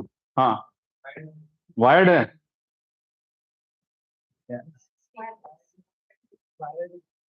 अच्छा ये बताओ कि ग्राम बेल ने पहले टेलीफोन बनाया था कि पहले हमने लेटर पोस्ट किया था? लेटर पोस्ट किया था, उसको वायर लगा के पोस्ट किया था आपने। तो पहले क्या आया? तो पहले वायरलेस आया। हम लोग बहुत पहले से ही एडवांस हैं, ठीक है? क्लियर भाई? हाँ, तुमने आंसर चेंज किया, अच्छा किया, right. Okay, so my point is कि हम लोग पढ़ते बहुत हैं, पढ़ने के साथ साथ एप्लीकेशन पे ध्यान नहीं देते, ठीक है ना? तो थोड़ा एप्लीकेशन पे ध्यान दीजिए। उस कंपनी पे जाइए, कंपनी में साइट पे जाएंगे तो एक टैब होता है, उसमें होता है व्हाइट पेपर। क्या होता है? White paper. जैसे आपके रिसर्च पेपर होते हैं, देखा होगा, सुना होगा सबने, वैसे ही होता है व्हाइट पेपर। और व्हाइट पेपर में वो कंपनी अपनी टेक्नोलॉजी बताती है, ओवरव्यू। और उसी, सॉरी, उसी व्हाइट पेपर पे होता है पेटेंट। क्या होता है? तो आप जाइए व्हाइट पेपर पे, उस पेटेंट पे जाइए, आप डायरेक्ट गूगल स्कॉलर में जाइए, वो पेटेंट को सर्च करिए and try to make that patent product prototype. वहां से आपका कॉन्सेप्ट क्लियर होगा, ठीक है ना? माय फर्स्ट जॉब इज 4, ठीक है? बहुत लोगों के मन में एक दिमाग में परसेप्शन होता है कि इसको कोई जॉब नहीं मिली थी इसलिए टीचिंग कर रहा है। लेट मी क्लियर, ये बहुत ही टफ जॉब है। हर साल आके वही सब्जेक्ट का वही वैसे ही पढ़ाना, सेम एक्टिंग करना कितना डिफिकल्ट है, आप सोचिए कितना मोनोटोनस है।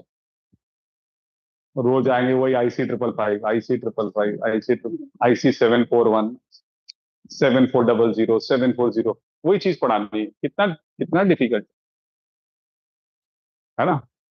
अरे सर अब देखो सर ये वाला डायलॉग मारेंगे, ये भी क्लियर हो जाता है लोगों को। इतने साल से सब सीनियर जूनियर्स को बताते रहते हैं, ठीक है। सो माय पॉइंट इज, आप व्हाइट पेपर पे जाइए, आप पेटेंट पे जाइए, आप प्रोटोटाइप पे जाइए, एंड सिर्फ आपको एक या दो सब्जेक्ट ही स्ट्रॉन्ग कर दें, राइट। मेरी फर्स्ट जॉब थी, अनफॉर्चुनेटली मेरे को मिल गई। अनफॉर्चुनेटली क्यों मिल गई मेरे को कि पहली कंपनी में सिलेक्शन हो गया, दूसरी कंपनी में भी हो गया, तीसरी कंपनी में भी हो गया, सरप्राइजिंगली। क्यों? क्योंकि आईटी मार्केट उस समय बहुत हाई था। मैंने जब बीटेक किया तो आईटी मार्केट बहुत लो था, बिकॉज ऑफ बाई टू के प्रॉब्लम इन 2000 एंड 2001। हमारी जहां जॉब लगी थी उसने हमको ऑफर ही नहीं दिया, क्योंकि बाई टू के प्रॉब्लम थी। पूरा का पूरा अमेरिका उठ के इंडिया आ रहा था, तो हमको जॉब नहीं मिली। हमने बोला ठीक है, इट्स फाइन, कुछ नहीं है तो चलो एमटेक कर लेते। तो गेट कार्ड था हमारे पास, तो हमारा गेट में आराम से एमटेक हो गया। एमटेक में भी कुछ आइडिया नहीं था कि करना क्या है। So I went to IIT Powai, और उन्होंने बोला कि do you want to join reliability branch. मैं एक हफ्ते पहले बार का इंटरव्यू देके आया था, उसने मुझे फिजिक्स में बहुत रिलायबिलिटी पूछी थी। ये तो बहुत ही बेकार चीज है, नहीं सर नहीं करना। आपका नाम क्या है और do you want to join, सिर्फ दो ही क्वेश्चन पूछे थे और मैंने बोला नो सर नहीं करना, और मैं बाहर आ गया। मेरी क्लास की स्टूडेंट मेरे साथ की है, उसने बोला कि तेरे से क्या क्वेश्चन पूछा। मैंने उससे बोला सिंपल पूछा है, रिलायबिलिटी ज्वाइन करना है कि नहीं करना है। तो मैंने मना कर दिया। एक प्रोफेसर उसी से इंटरव्यू से बाहर आए, उसने पूछा सर रिलायबिलिटी क्या होता है। तो बोले वो जो चिप में डिफेक्ट को डिटेक्ट करते हैं ना, वो रिलायबिलिटी है। अरे मैं अंदर गया, मैंने कहा सर वो मुझे ज्वाइन करना है। बोले आई एम सॉरी, वो आपकी क्लासमेट का हो गया। तो क्यों? क्योंकि मैंने क्वेश्चन ही नहीं पूछा व्हाट इज रिलायबिलिटी। मेरे दिमाग में क्या चल रहा था, फिजिक्स, और मैंने छोड़ दिया। देन आई डायरेक्ट वहां से इंटरव्यू देके निकला। मैंने कहा आप सबसे पास वाला इंस्टीट्यूट का फॉर्म भरा है, सीओईपी जाके चले जाते हैं। सीओपी गए, उन्होंने बोला do you want electronics computer. मैंने कहा यस। मैंने पूछा ही नहीं कि इसमें क्या होता है। मैंने कहा अब यस बोलना है इस बार, कुछ नहीं करना है।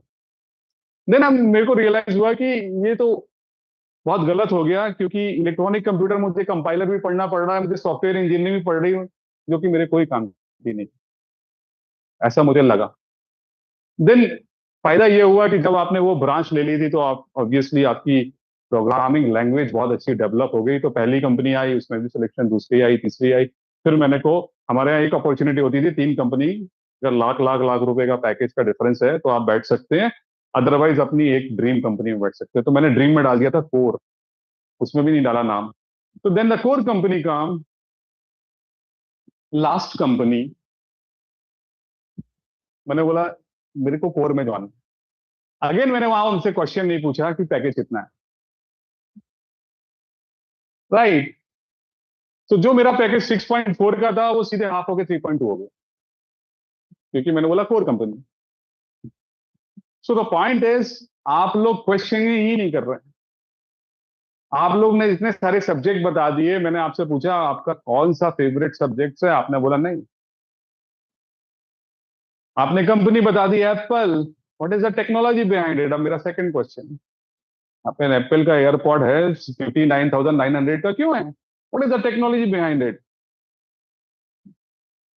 वो तो नहीं मालूम मुझको। तो एक अभी फैंसी टर्म आता है, आप जब भी हेडफोन खरीदते हो, एएनसी एएनसी, क्या तुमको तो सब आता है यार, तुम बोल रहे थे कुछ नहीं आ रहा है। एक्टिव नॉइस कैंसलेशन, तो उसमें एक्टिव नॉइस कैंसलेशन होता है। आप हेडफोन को लगाइए, एक्टिव नॉइस करिए, तो ये जो फैन की आवाज है ये नहीं आएगी, जो कंटिन्यूस आवाज आ रही है वो नहीं आएगी। सो द पॉइंट इज, आप क्वेश्चनिंग अपने आप से करिए। सब्जेक्ट बहुत इजी है, डिजिटल इलेक्ट्रॉनिक्स बहुत इजी सब्जेक्ट, कंप्यूटर आर्किटेक्चर बहुत इजी है, ईडीसी बहुत इजी है, फिक्स पैटर्न है ना, सेम क्वेश्चन ही आते हैं, वही एक सेल वाइज का क्वेश्चन आ जाएगा, वही सब सेम ही तो आते हैं। पर द पॉइंट इज क्या है कि हम कहाँ दिखते हैं, पास हो जाएं, थोड़ा ग्रेड अच्छा आ जाए, ठीक है ना। कितने लोगों ने इंजीनियरिंग में आने के बाद आपसे कितनी बार पूछा आपके 12 के मार्क्स कितने थे? कितने लोगों ने पूछे? और कितना दुख हो रहा होगा जो 90 प्लस 95 प्लस लाया होगा बेचारा, है? किसी ने पूछा क्या उससे? नहीं पूछा। ठीक है, फिर 60 70 80 आ गए बहुत हैं। सो द पॉइंट इज, हम यहाँ पे क्वेश्चन ही नहीं कर रहे हैं, और हम कंपनी को ट्राई नहीं कर रहे हैं, और फिर बोल रहे हैं वाईसीसी का प्लेसमेंट खराब है। ऐसा बोलते ना? नहीं बोलते? कितना परसेंट प्लेसमेंट है वाईसीसी का?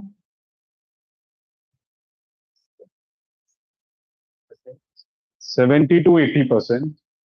And what is the placement of IIT पावई?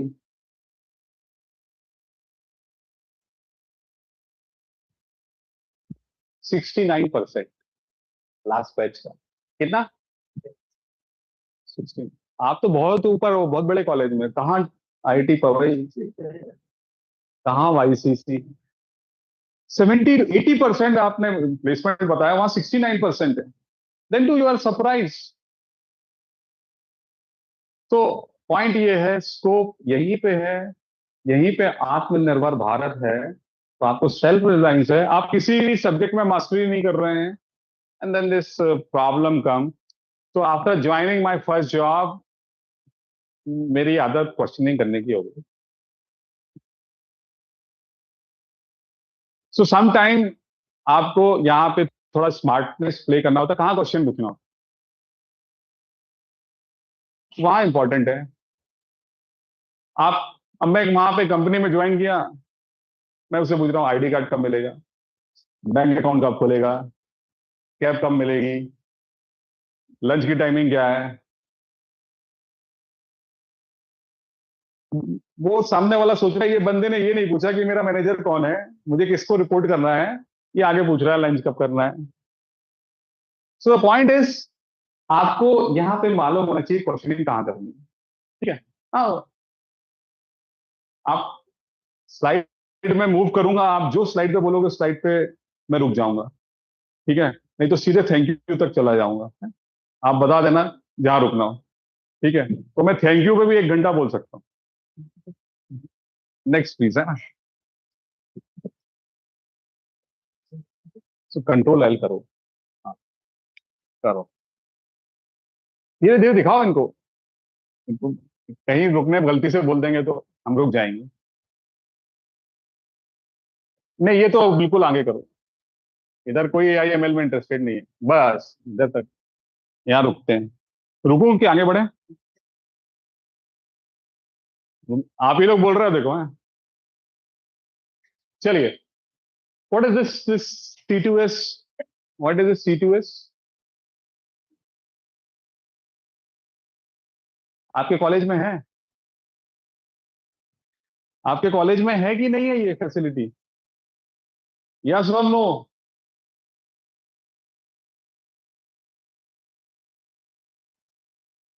पक्का है? क्या होता है ये? What is this? है कि नहीं? अब तो फंस गए, बताओ है कि नहीं है। सो हाँ, जो because most of the academic institute जो है VLSI, in the case of VLSI आपके पास इतना बजटिंग नहीं होता है एकेडमिक इंस्टीट्यूट में कि वो हर एक सॉफ्टवेयर को प्रोक्योर कर सके. So that this facility is what कि आपके इंस्टीट्यूट में C2S फैसिलिटी है.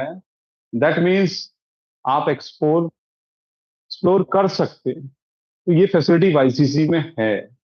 ये फैसिलिटी IIIT नागपुर में नहीं है. ठीक है.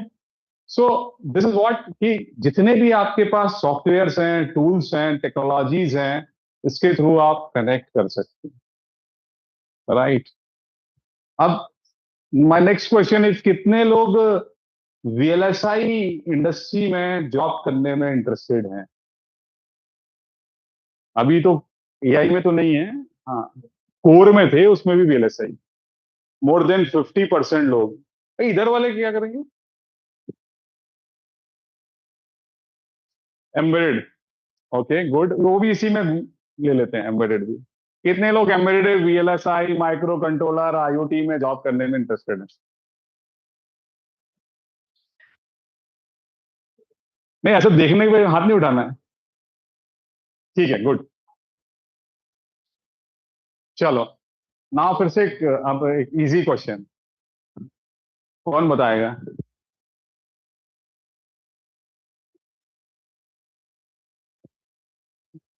इजी क्वेश्चन, जैसे वायर्ड पहले आया कि वायरलेस, वैसे ही क्वेश्चन.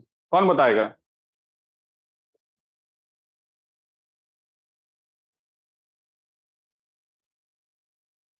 चलो मैं एक गिफ्ट दूंगा.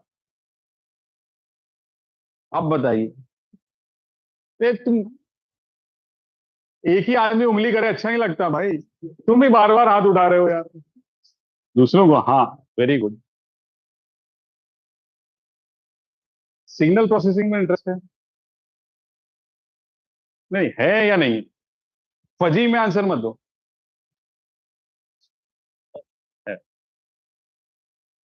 What is the difference between the analog frequency and digital frequency?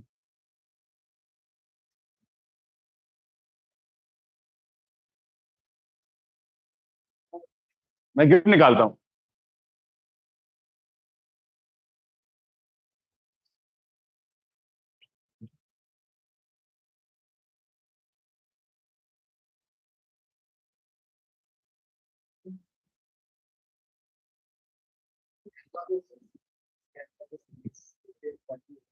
No, I am really sorry. ये तो नहीं है आंसर. और कोई? यस.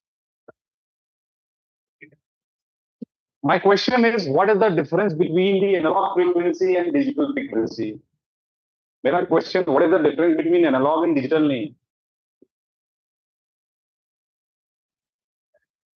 अब गिफ्ट निकाल ली मैंने. या तो मैं वापस घर लेके जाऊंगा या कोई आंसर दे. Please try. अभी तक तो आधे लोगों ने ChatGPT देख लिया होगा. नहीं देखा? बहुत ही पिछड़े लोग हो यार आप लोग तो.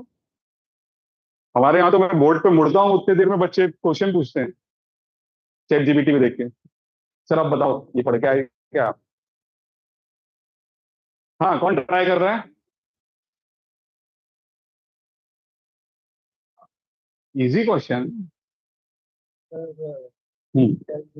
Digital will frequently change in zeros and ones, and analog will change in like multiple values.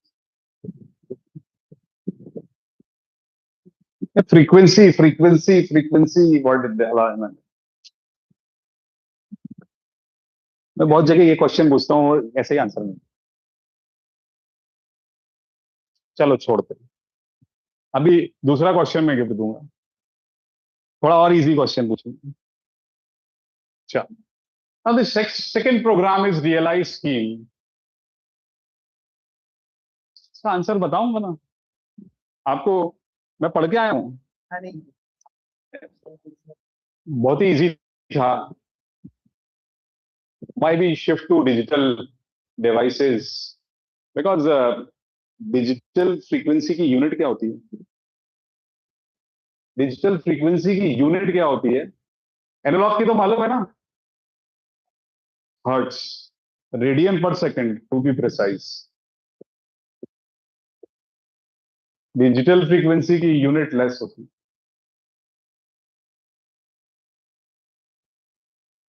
It is a radians. Radian is what? Arc upon radius, length by length, unitless quantity. मैं क्यों इस question simple पूछा? क्योंकि हम धीरे धीरे धीरे धीरे करके आखिरी में क्या बनाएंगे? एक चिप बनाएंगे ना। What are the advantages? उस पर अपन बात ही नहीं करते हैं। क्यों मैंने इसलिए क्वेश्चन पूछा? बिकॉज एनालॉग मीन्स होता है इनफाइनाइट। जब आप बुक पढ़ेंगे, अभी क्या हो रहा है, प्रॉब्लम क्या होती है, अभी मैं यहाँ पे चैलेंज कर सकता हूं कि जो सब्जेक्ट पढ़ रहे होंगे ना, 80% लोगों को टेक्स्ट बुक का नाम नहीं मालूम होगा, एडिशन नहीं मालूम होगा। नाम मतलब विथ ऑथर नेम है। और डीएसपी की बुक तो DSP, digital signal processing. So the point is, उसमें लिखा रहता है। तो जब मैं लेक्चर अटेंड कर रहा था प्रोफेसर का, तो उन्होंने बोला कि एनालॉग मीन्स इनफाइनाइट विजन। और ऐसे ही बोला था उन्होंने कि तपन, तुम क्या इनफाइनाइट देखना चाहते हो कि नैरो देखना चाहते हो? तो मैंने बोला इनफाइनाइट। तो बोले वो अचीव नहीं होता है। फिर मैंने बोला नैरो। तो बोलते हैं, उसको बोलते हैं बैंड ऑफ विजन, और वही दिखता है। So the point is, digital को बनाना बहुत ही इजी है। Chip designing is very easy. और हम उसको क्या है, इतना टफ बना चुके हैं, राइट? इतना टफ बना चुके हैं। हमारे यहाँ क्यों बच्चे इंटरेस्ट लेते हैं? मैं आपको एक सिंपल रीजन बताता हूँ। हम उनको बहुत लेट पढ़ाते हैं VLSI। आप यकीन नहीं मानोगे। VHDL प्रोग्रामिंग, वेरीलॉग प्रोग्रामिंग हम 5th सेमेस्टर में देते हैं, और CMOS टेक्नोलॉजी हम 6th सेमेस्टर में पढ़ाते हैं। लेकिन हमारा बच्चा जो है 5th सेमेस्टर में क्वालकॉम और इंटेल में इंटर्नशिप में चला जाता है। क्यों?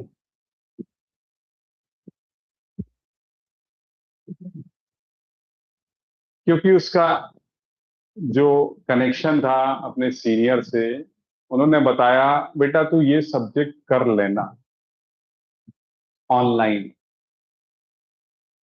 कंपनी यही पूछेगी। तो RTL टू GDS एक सब्जेक्ट है NPTEL का।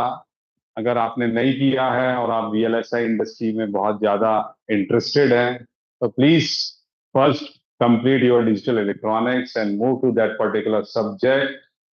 आई एम श्योर क्वालकॉम और इंटेल के आप 50-60% क्वेश्चंस क्रैक कर लेंगे। और फॉर्चुनेटली वो सब्जेक्ट बिल्कुल रिलेवेंट है। हो सकता है 2 साल 3 साल बाद नहीं रहे, लेकिन अभी है वो, मार्केट डिमांड के हिसाब से चल रहा है। Very popular course, right? तो वहां पे जब आप लेक्चर सुनेंगे तो ऐसे ही बताएंगे, ठीक है? तो it is a very interesting. Now come to the next question. ये C2S क्लियर हुआ? बिकॉज बहुत सारे एकेडमिक इंस्टीट्यूट्स के पास उतना बजटिंग प्रोविजन नहीं होता है। तो एक सेंट्रल लोकेशन SCL मोहाली ने एक joint venture project with mighty किया, और आपके पास ये जो सॉफ्टवेयर्स हैं आपके इंस्टीट्यूट में भी अवेलेबल है। पर मोस्ट ऑफ द टाइम क्या होता है, UG के बच्चे इसको एक्सप्लोर नहीं करते हैं, उसको सिर्फ PG के बच्चे ही एक्सप्लोर करते हैं। Why? Because it required some efforts. थोड़ा टाइम देना पड़ेगा सीखने के लिए, उतना टाइम UG के बच्चे के पास नहीं होता है। तो अगर आपका एक पर्टिकुलर डोमेन में इंटरेस्ट है, तो प्लीज एक्सप्लोर दिस और इसको काम करिए। DLI स्कीम को थोड़ा दूसरे तरीके से बताता हूं मैं। एक कंपनी है, name is Saini Netra. Company name is Saini Netra, SEMI NETRA, right. Company एक स्टार्टअप कंपनी है, इंडियन कंपनी है, started by two young engineers in Kerala, and the first company जिसने 12 नैनोमीटर की चिप बनाई है इंडिया में, विथ 25 ट्रिलियन ऑपरेशन पर second के साथ। कितने? 25 ट्रिलियन ऑपरेशन पर सेकेंड के साथ। किसके साथ? Because of this DLI scheme. इतना इन्वेस्ट नहीं कर सकती हो। अच्छा ये बताओ, आपने चिप डिजाइन कर ली, कोई प्रोडक्ट बनाया, आप किस कंपनी के पास जाओगे इसको बनाने के लिए?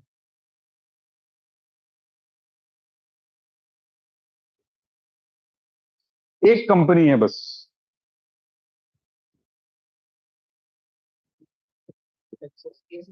यस, लो तुम्हारा गिफ्ट।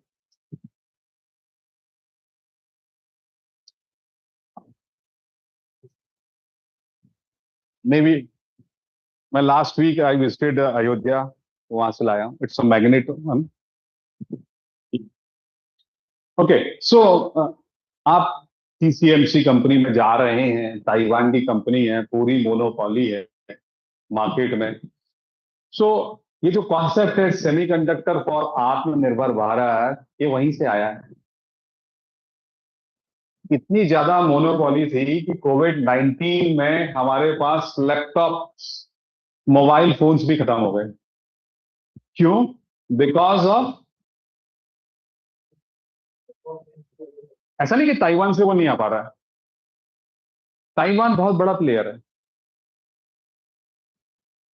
जैसे मान लीजिए, आप एक सिंपल एग्जांपल लीजिए कि एक हमको IC डेवलप करनी है, उसकी 5 स्टेजेस होती हैं, वो भी है आगे।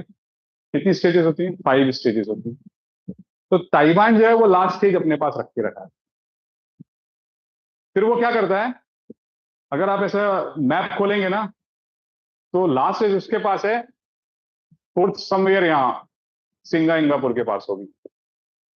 थर्ड स्टेज जो है ये यूरोपियन कंट्रीज के पास होगी। सेकेंड स्टेज जो है वो चाइना के पास होगी। फर्स्ट स्टेज जो है जहां से डेवलप हो रहा होगा वो US होगी। तो पूरी की पूरी सप्लाई चेन मैनेजमेंट जो है वो डिस्टर्ब हो जाती है, क्योंकि आप किसको ऑर्डर देते हो? ताइवान को। ताइवान बोलता है मेरे पास तो नहीं है जी, आप सिंगापुर के आगे हाथ फैलाओ, वो दे देगा तो हम करेंगे। सिंगापुर किसको बोलेगा? क्यों? क्योंकि उसको मालूम है ताइवान को कि अगर ये पूरी की पूरी टेक्नोलॉजी एक जगह आ गई तो उस दिन मेरा मार्केट कोलैप्स हो जाएगी। उस दिन, और वो पांचों जो हमने पार्ट्स बताए हैं, वो पांचों पार्ट्स ताइवान में होते हैं। देन टू वो ताइवान जो है वो लास्ट स्टेज पे काम करता है। तो this is the market share of 76% only DCM।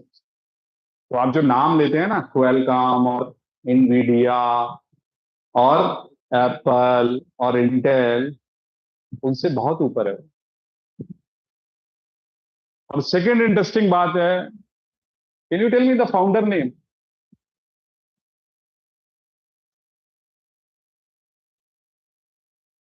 नहीं मालूम, कोई बात नहीं। अच्छा, किस एज में उसने चालू किया होगा?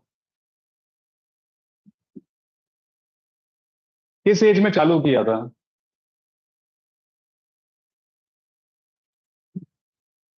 ज्यादा नहीं, मेरे बराबर की एज में, लगभग 46, 47, 56। मेरे से 10 साल बाद, 56 की एज में चालू। इमेजिन, अभी तो आपकी एज कितनी है? मतलब 20 साल। बहुत स्कोप है अभी, 36 ईयर तक आप लगे रह सकते हो। स्टिल दी इम्प्रूवमेंट है। तो नाउ क्वेश्चन इज, TCMC एक कंपनी के पास पूरी मोनोपोली थी, कोविड-19 आया, पूरा का पूरा इकोसिस्टम हिल गया, और देन गवर्नमेंट ऑफ इंडिया ने डिसाइड किया कि नहीं, कुछ सेमीकंडक्टर के लिए करना चाहिए, सप्लाई चेन मैनेजमेंट डिस्टर्ब नहीं होने चाहिए। देन ये इनिशिएशन तब चालू हुआ था, जो अभी भी पूरा नहीं हुआ है ना। अभी मेरे पास उसकी भी लिस्ट है, कौन कौन से प्लांट आ रहे हैं, कौन सी लोकेशन पे आ रहे हैं, है ना, पहला इन्वेस्टमेंट टाटा टीसीएनसी के साथ जब 76,000 करोड़ का होगा, वो कैसा होगा, वो सब है। बट द पॉइंट इज, कहाँ पे ब्रेक थ्रू मिलना चाहिए। अभी भी आप सरप्राइज रहेंगे। आप डेटा सेंटर, मैंने पूछा था कितने डेटा सेंटर है ना, अभी भी आप सरप्राइज रहेंगे अगर मैं एक GPU, high and GPU order करूं, एक हाई एंड जीपीयू ऑर्डर करूं लैब सेटअप करने के लिए, तो इट्स टेक 3 to 4 month। कितना? 3 to 4 month। आ गया, आने के बाद इंस्टॉल होगा। इंस्टॉल होने के बाद कंपलसरी कंडीशन है कि उसको इंटरनेट पे कनेक्ट करना पड़ेगा।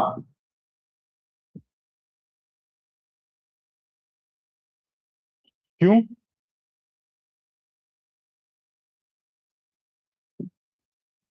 बिना इंटरनेट कनेक्ट किए हुए वो आपको आईपी राइट्स नहीं देगा, प्रोसेसिंग राइट्स नहीं देगा। एंड मोमेंट आपने उसको एंटर किया, तो जब तक उसमें इंटरनेट कनेक्टिविटी है वो रोज चेक करेगा, हाँ इसमें इंटरनेट है, इसमें इंटरनेट है, इसमें इंटरनेट है, ये चेक करता है। वो किस लिए चेक कर रहा है? उसको मालूम चल रहा है कि इंडिया के किस पार्ट में कहां ट्रांजेक्शन्स कौन से एरिया में हो रहा है। इवन आप सरप्राइज रहेंगे, सीआईडी और आईवी के सर्वर में भी यही problem. They know the location, they know the location. Delhi film city में इंस्टॉल हुआ ये आईवी का ऑफिस में इंस्टॉल हो गया, ये यहाँ के ऑफिस में इंस्टॉल हो गया। हमको नहीं मालूम है, लेकिन उनको सब मालूम। So because of this purpose हमको खुद का एक सिस्टम डेवलप करना है, हाई प्रोसेसिंग यूनिट डेवलप करनी है। That is a reason behind it कि क्या चैलेंजेस आते हैं। तो एक सिंपल एग्जांपल, एक कंपनी वो तभी आपको आपके राइट्स दे रही है जबकि हमने उसको पूरा पे किया है एडवांस में, पूरा क्लियरेंस लेके आए हैं, देन टू आप उसको रन नहीं कर सकते हो। मोमेंट आपने क्या किया, उसको रन कर लिया, मोमेंट आपने उसमें इंटरनेट ऑफ किया और आपने बोला चलिए नहीं, मैं तो दिल्ली से चंडीगढ़ जाता हूँ, अभी बंद। क्योंकि आप दिल्ली से चंडीगढ़ लेके जाएंगे तो कहीं ना कहीं उसकी सप्लाई ऑफ करेंगे, जब नेक्स्ट टाइम फिर से आप उसको सप्लाई देंगे वो बोलेगा मुझे इंटरनेट चाहिए, मुझे लोकेशन चाहिए। तो दैट इज दी डिपेंडेंसी। तो आप कैसे सोच सकते हो कि साइबर क्राइम नहीं हो सकता? तो that is the challenge. Now how to overcome, the point is how to overcome. ठीक है, अब मैं आपसे फिर एक ओपन एंडेड क्वेश्चन पूछूंगा, सब हाथ उड़ा देंगे, है ना। मैं आपको पूछूंगा कि कितने लोग क्वालकॉम में इंटर्नशिप करना चाहते हैं? नहीं?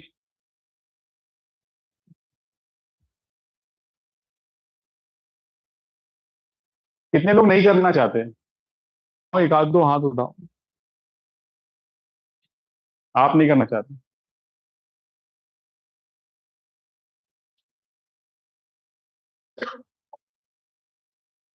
क्यों, ऐसा क्यों हो रहा है? सब लोग इंटरेस्टेड है। अब मैं सेकंड क्वेश्चन पूछूंगा, कितने लोगों ने इसके व्हाइट पेपर पढ़े हैं?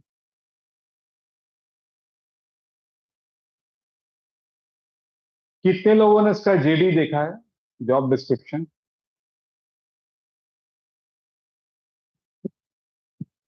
कैसे हो? सो हमारा कनेक्ट ही नहीं। सो यहां पे मुझे ऐसा लगता है there is a lag between the are student and you. ये लैग है। हमारा तो बहुत ही छोटा कॉलेज हो गया ना, 2016 में स्टेब्लिश हुआ है भाई, हम लोग तो अभी बच्चे हैं। देन टू हमारे बच्चे क्या कर रहे हैं, अपने सीनियर से पूछ रहे हैं कि भाई बताओ कौन सा कोर्स कर लें, आपकी कंपनी में किस पे काम हो रहा है। और आप बोल रहे हैं मुझे क्वालकॉम में जॉब करना है, और आप मालूम ही नहीं है क्वालकॉम में होता क्या है। तो दैट इज द गैप। उसको कैसे ओवरकम करोगे?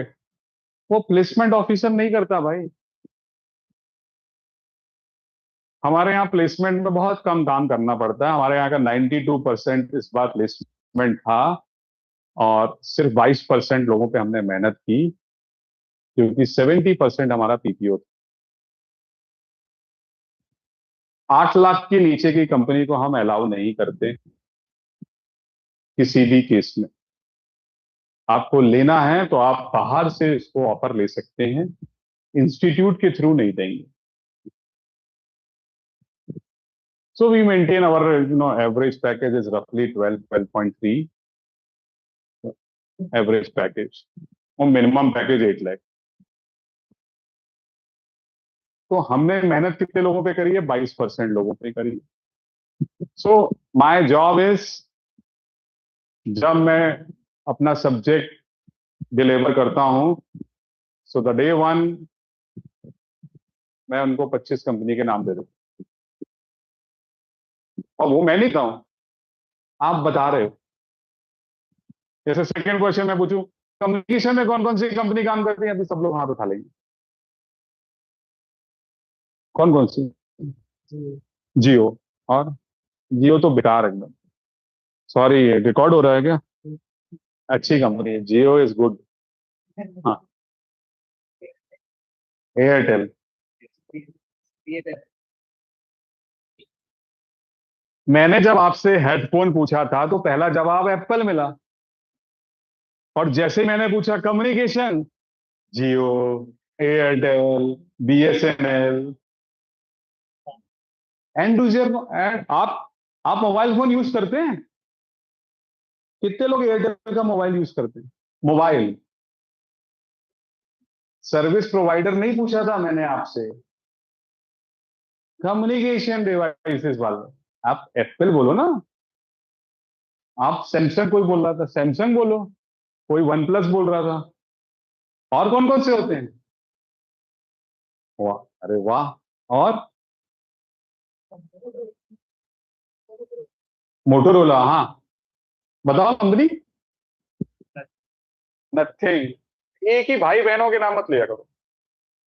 वन प्लस, मी, नथिंग, गूगल, ओके। और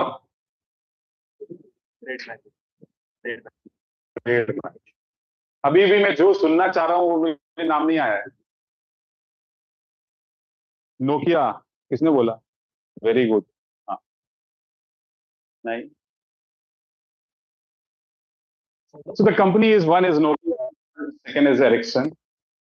Why I'm saying this?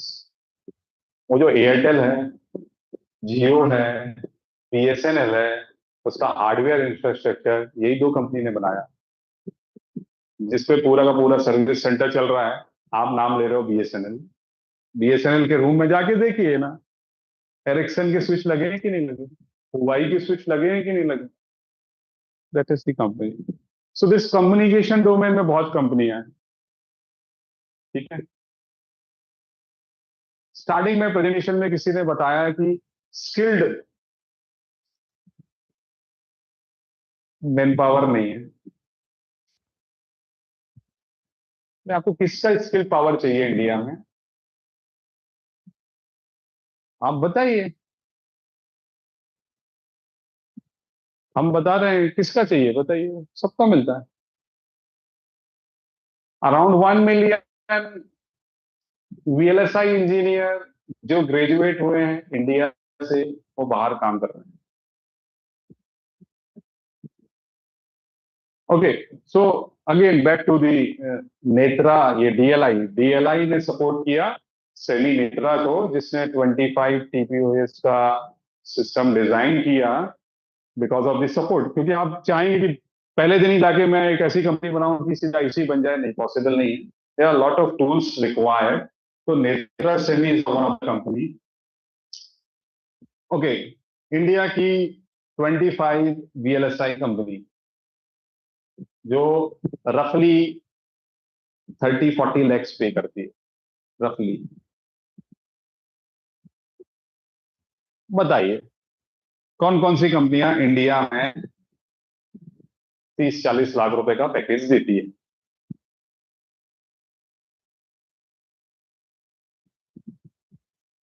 Indian company नहीं, इंडिया में।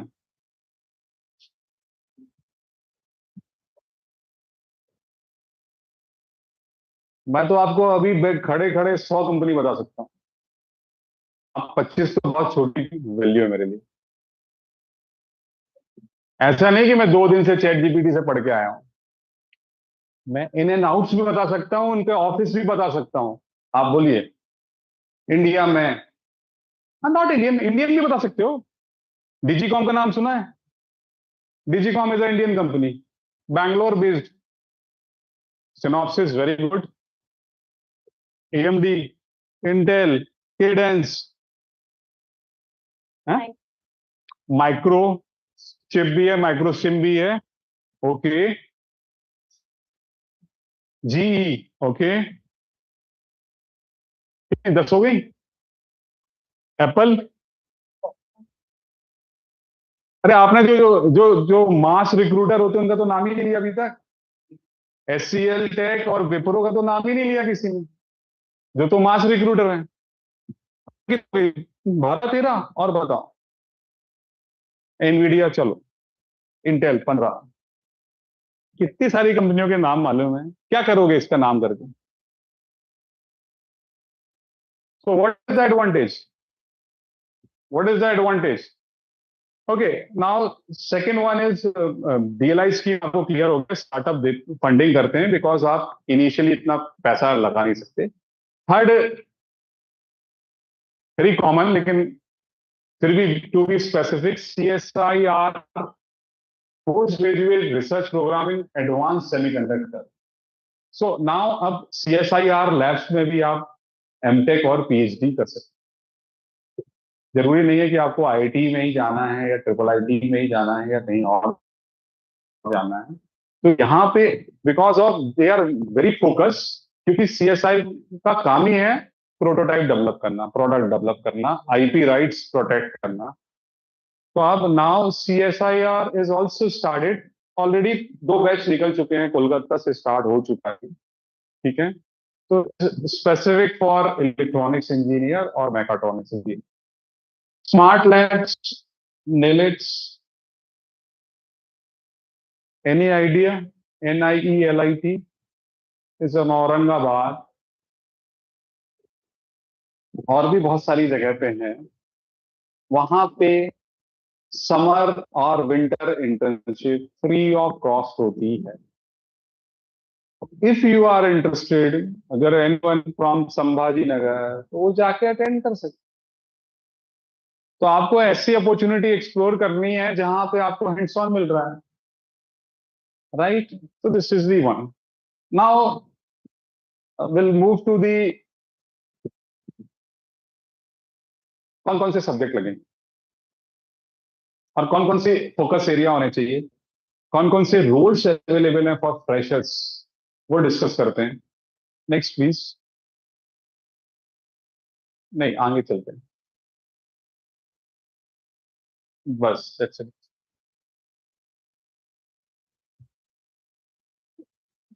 There are so many rules, पर रोल्स तो कब डिसाइड करोगे ना, जब आपको वन पर्टिकुलर सब्जेक्ट में कॉन्फिडेंस होगा, है ना। Next please. 1 मिनट यहाँ रुकते हैं।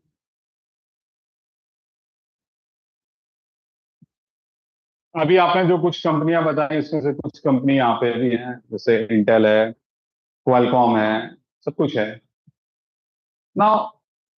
इसकी प्रीवियस स्लाइड और इसमें देखेंगे तो देखिए, देर आर 4 टीयर्स में हमने जॉब को डिवाइड किया हुआ है। सबसे पहले जो है, जो प्रोडक्ट कंपनी है, ठीक है ना, प्रोडक्ट कंपनी, इनका पैकेज बहुत हाई होता है। कितना होता होगा रफली? 25+ तो होता ही होता है फ्रेश के लिए। और ऐसा कोई ब्रांड टैग नहीं चाहिए कि आप आईआईटी के हैं तो आपको लेंगे। वॉक-इन्स भी वहां पे होते हैं, राइट? ऐसा नहीं है कि सिर्फ नहीं, मैं ट्रिपल आईटी नागपुर से हैं तो मेरे को नहीं लेंगे, ऐसा कुछ नहीं है। But best way is to crack this product company is through internship. Right. क्यों? क्योंकि या तो वो इंटर्नशिप से रिक्रूट करती हैं या डायरेक्ट कैंपस से रिक्रूट करती हैं। वॉक इन भी वो इंटर्नशिप का लेते हैं, डायरेक्ट का नहीं लेते। तो बेस्ट वे क्या होता है हमारे लिए? अगर हमारे कॉलेज में इंटेल विजिट नहीं कर रही है, हमारे कॉलेज में क्वालकॉम विजिट नहीं कर रही है, तो बेटर है will go for internship programme. और इंटर्नशिप प्रोग्राम के लिए मैंने अभी आपको कोर्स सजेस्ट किया। अगर आप वो कोर्स करते हैं, जरूरी नहीं है आप सर्टिफिकेशन कोर्स करिए, आप उसकी वीडियो देख लीजिए ना। आपको नई इंटरेस्ट है, नई पैसा खर्च करना है, but that is really very helpful that course. तो एक तो प्रोडक्ट कंपनी हो गई। Can you tell me any name of इसमें कोई इंडियन कंपनी थी क्या? Intel, Qualcomm, Nvidia, AMD, Texas, Analog, Google, Silicon, Samsung? नहीं। अब ऐसी कोई कंपनी जो प्रोडक्ट डेवलप करती हो और पैसा ज्यादा देती है, क्वेश्चन इज, ऐसी टीयर 1 कंपनी लिस्टेड है वहां पे। Tier 1 is basically a product company, right. जितनी भी प्रोडक्ट कंपनी इसमें लिखी हुई हैं, all are from multinational companies, कोई भी इंडिया से नहीं है। माय क्वेश्चन इज, कौन सी ऐसी कंपनी जो इंडिया में और जो हाई पैकेज देती है?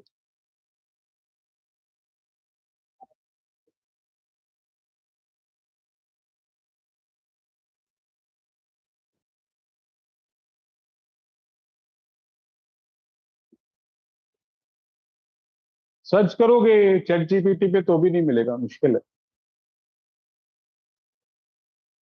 One company name is ATM,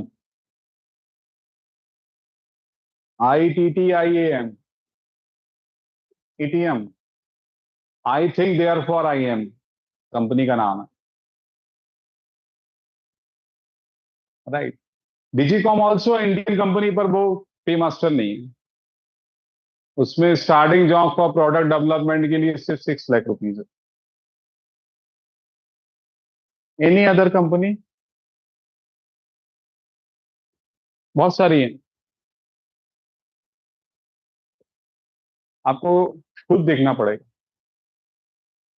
और सरप्राइजिंगली मैक्सिमम कंपनी जो है वो साउथ बेस्ड है।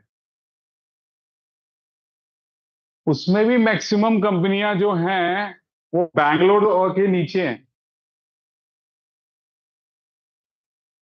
क्या मतलब? मतलब हैदराबाद जो है वहां मल्टीनेशनल कंपनियां हैं, इंडियन स्टार्टअप्स इन VLSI डोमेन बहुत कम है। बैंगलोर के नीचे मतलब चेन्नई एंड कोयम्बटूर। चेन्नई एंड कोयम्बटूर में VLSI की बहुत कंपनियां हैं। कितनी कंपनियां होंगी? More than 2000 companies. How many? 2000 companies. वहां के तो, चेन्नई में तो जो इलेक्ट्रॉनिक्स इंजीनियर है, बीटेक कर रहा है, उसकी जॉब तो कोर में ही लगती है। क्यों? क्योंकि उनका टारगेट फिक्स है, आपका टारगेट ही फिक्स नहीं है। So please scroll. जितनी देर आप इंस्टाग्राम करते हैं उसका 110 टाइम आप लिंक्डइन करिए। और लिंक्डइन में भी ऐसा नहीं होता है कि इसने फ्रेंड रिक्वेस्ट एक्सेप्ट कर ली तो ये मेरे को इंटर्नशिप दे देगा। And never ask for internship LinkedIn पे, कभी नहीं मिली। हमारे कितने सीनियर ने लिंक्डइन में मैसेज किया होगा और उस पर इंटर्नशिप लग गई, बताओ? अनटिल एटलीस्ट कोई रिलेशन ना हो, बताओ?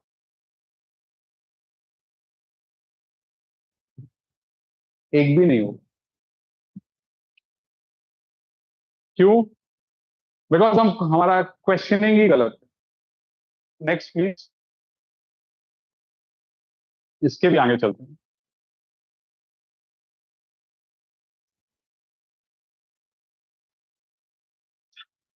ये पहले वाला जो सब्जेक्ट कौन कौन से पढ़ने हैं हमको?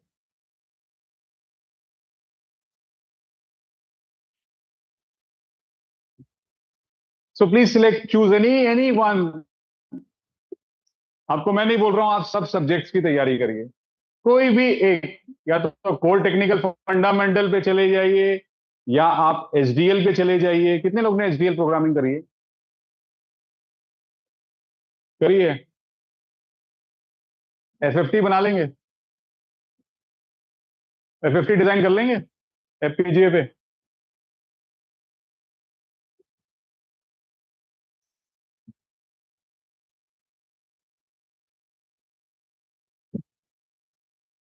वही हाफ हेडर, वही फुल हेडर, वही कॉम्बिनेशनल सर्किट, वही सीक्वेंशियल सर्किट, जो डिजिटल में पढ़ा वो वहां बना दिया, हो गया।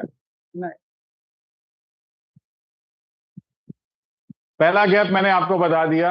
हमारे बच्चे जो हैं सीनियर से कांटेक्ट करके उनसे पूछते क्या चल रहा है।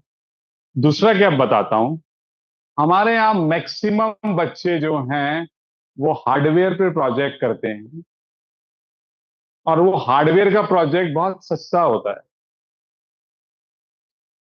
What do you mean bye बहुत सस्ता होता है? आप लोग एआईएमएल तो करते नहीं है। एआईएमएल का एग्जांपल देता हूं। अगर कोई बच्चे ने एआईएमएल का मॉडल डेवलप किया है तो वो मोबाइल नेट पे ही डिप्लॉय करके, अपने मोबाइल पे ही डिप्लॉय करके दिखाएगा। वो रियल टाइम में ही मेरे सामने ही सिग्नल लेगा अपने मोबाइल पे और उसको आउटपुट दिखाएगा। क्यों? क्योंकि उसने पूरा फ्रेमवर्क जो है मोबाइल नेट पे बनाया था, इसलिए वो डायरेक्ट मोबाइल पे इंस्टॉल कर रहा है। सिमिलरली कोई एचडीएल प्रोग्रामिंग पढ़ेगा तो मेरे कोर्स में आएगा, मैं बोलूंगा यार सिंपल हिस्टोग्राम इक्वलाइजेशन करके दिखा दे भाई, क्योंकि मैं तो डीआईपी पढ़ाता हूं, मेरे को तो दूर तक कोई ठीक है सर हो जाएगा। मोमेंट वो करता है, इमीडिएटली वो कोड गिटहब पे अपलोड हो जाता है। सो वन पास जब आप 6 सेमेस्टर में बाहर आते हैं तो आपके हर एक सब्जेक्ट की गिटहब रिपोजिटरी होती है, और उसमें बढ़िया nice code with theory and with poster होता है जो उसने पढ़ा होता है। कोड भले उसने चैट जीपीटी से या गिटहब से या कैगल से कॉपी किया हो, कोई मतलब नहीं, क्योंकि उसका कॉन्सेप्ट जो है वो क्लियर हो गया है। मैंने उसको हिस्टोग्राम इक्वलाइजेशन पढ़ाया है, उसने उसका पोस्टर बनाया है। अब वो कोड कॉपी कर सकता है अगर उसको वेरीलॉग का थोड़ा बहुत नॉलेज है। So my point is that आप लोग क्या कर रहे हैं, ये मेरा सब्जेक्ट है, ये मेरी लैब है, और यही मैं करूंगा। ऐसे ही करते हैं ना आप लोग। आप सिंपल एक इमेज लीजिए एंड रोटेट बाय 90 डिग्री। किसमें बनाइए? एसपीजी पे। आजकल सब लोग आर्डिनो पे ही करते हैं काम, रेस्पबेरी पाई पे ही करते ही हैं। आप एफपीजीए पे कर लो। सो मोमेंट आप एफपीजीए पे कर लोगे, ये जो कॉन्सेप्ट है सेकंड नंबर का, ये आपका क्लियर हो जाएगा। आपको नहीं इंटरेस्ट है ना सीमॉस में, मान लीजिए आपको प्रोग्रामिंग में इंटरेस्ट है, यू गो फॉर दैट। जरूरी नहीं है तो ये जो आपको सिंपल है। अब कोई बोले मुझे पाइथन ही चाहिए, ठीक है, स्क्रिप्टिंग तो करनी ही पड़ेगी, इंटरफेस तो डिवाइस का करना ही करना है, पाल करनी है, आरटीसीएल करना है, कुछ तो करना ही पड़ेगा। आप ये कर लीजिए। किसी ने बोला एम्बेडेड सिस्टम है, सो एम्बेडेड सिस्टम का मतलब नहीं है कि एक सिस्टम बना दिया, नहीं। क्या एम्बेडेड सी आपको आती है? आर्टॉस आपको आता है? if आर्टॉस नहीं आता है या एम्बेडेड सी नहीं आती है, आप मत बोलिए मेरे को एम्बेडेड में काम कर। Embedded means embedded C plus RTOS आपको आना ही चाहिए, ये डिफॉल्ट हो गया। और हम क्या करते हैं, एम्बेडेड सिस्टम का प्रोजेक्ट बना के चले जाते हैं, बट कोई बोले एडिटर पे जरा एम्बेडेड सी का कोड लिखो तो रन कर दो, वो रन नहीं कर पाते, unfortunately. So the company wants these aspects, right? Fourth one is EDA tool.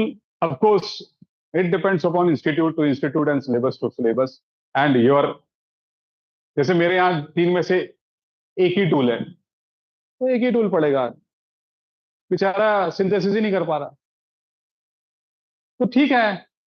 अब आप सोचो नहीं मुझे तो सिंथेसिस में ही जाना है क्योंकि मेरे कॉलेज में वो टूल नहीं है, that is not the right direction.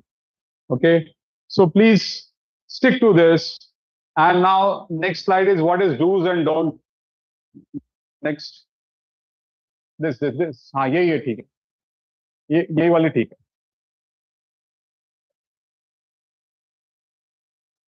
हमने बहुत बच्चों से बात की and then we realise that कि सर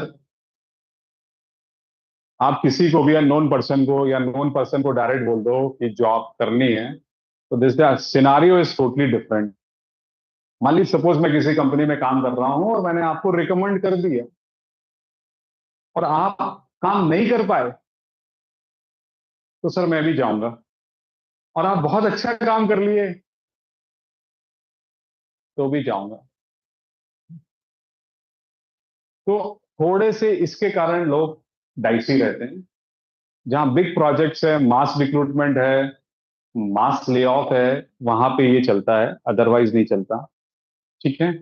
बहुत सारे लोग हैं, अभी आप हमारे यहाँ तो कितनी बार बोलते हैं कि बच्चों को सेकंड सेमेस्टर में ना कम्युनिकेशन स्किल पढ़ाते हैं। ठीक है। और फिफ्थ सेमेस्टर में पढ़ाते हैं टेक्निकल कम्युनिकेशन। ठीक है। और फाइनल ईयर में आके बच्चा ये लिखता है चैट जीपीटी से ईमेल कॉपी करके, please let me know if you have face any difficulty. वो टीचर को लिख रहा है please let me know if you face any difficulty. उसने पढ़ा ही नहीं है कि किसको मेल करनी थी, उसने तो कॉपी किया चैट जीपीटी से और भेज दिया। अब लेट मी नो,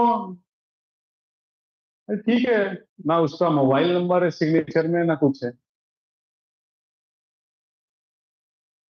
तो अभी राइटिंग स्किल भी नहीं है हमारे पास, और हम यहाँ पे बात कर रहे हैं कि लिंक्डइन में हम जॉब अप्लाई करने वाले, right. So please ask the relevant questions. Create a bookmark folder for career page of top 50 companies. अभी अपने पास 50 कंपनियां हैं, कितने लोगों ने जेबी जॉब डिस्क्रिप्शन चेक ही नहीं किया था? अगर आप अभी चेक कर लेते और आपको पता होता है कि जो एएनसी है वो सिग्नल प्रोसेसिंग में जब हम एलएमएस एल्गोरिथम पढ़ेंगे वही अप्लाई किया गया है, तो आप मोर फोकस होके पढ़ते कि यार ये वाला एल्गोरिथम तो मुझे एएनसी में काम आना है। Then you can also search ANC क्या होता है। फिर आप सोचते what are the other methods for optimisation. फिर आप पढ़ते नेचर ऑप्टिमाइजेशन क्या होता है। फिर आप एंड कॉलोनी और पार्टिकल फॉर्म और ब्ला ब्ला ब्ला पढ़ते। कब पढ़ोगे? When you go for the career page पे जाके जॉब डिस्क्रिप्शन में जाइए, रिलेवेंट सब्जेक्ट्स निकालिए, देन ओनली यू कैन। ठीक है ना? अच्छा, ऐसा क्यों होता है कि जब हम हैकाथॉन करने जाते हैं तो हम कर लेते हैं टास्क? बहुत सारे लोगों ने हैकाथॉन में पार्टिसिपेट किया होगा, किया है आपके यहाँ से? नहीं करते? किसी ने नहीं किया? किया है। वहां कैसे अपन प्रॉब्लम स्टेटमेंट सॉल्व कर लेते हैं और जो टीचर असाइनमेंट देता है वो नहीं बनता? ऐसा क्यों?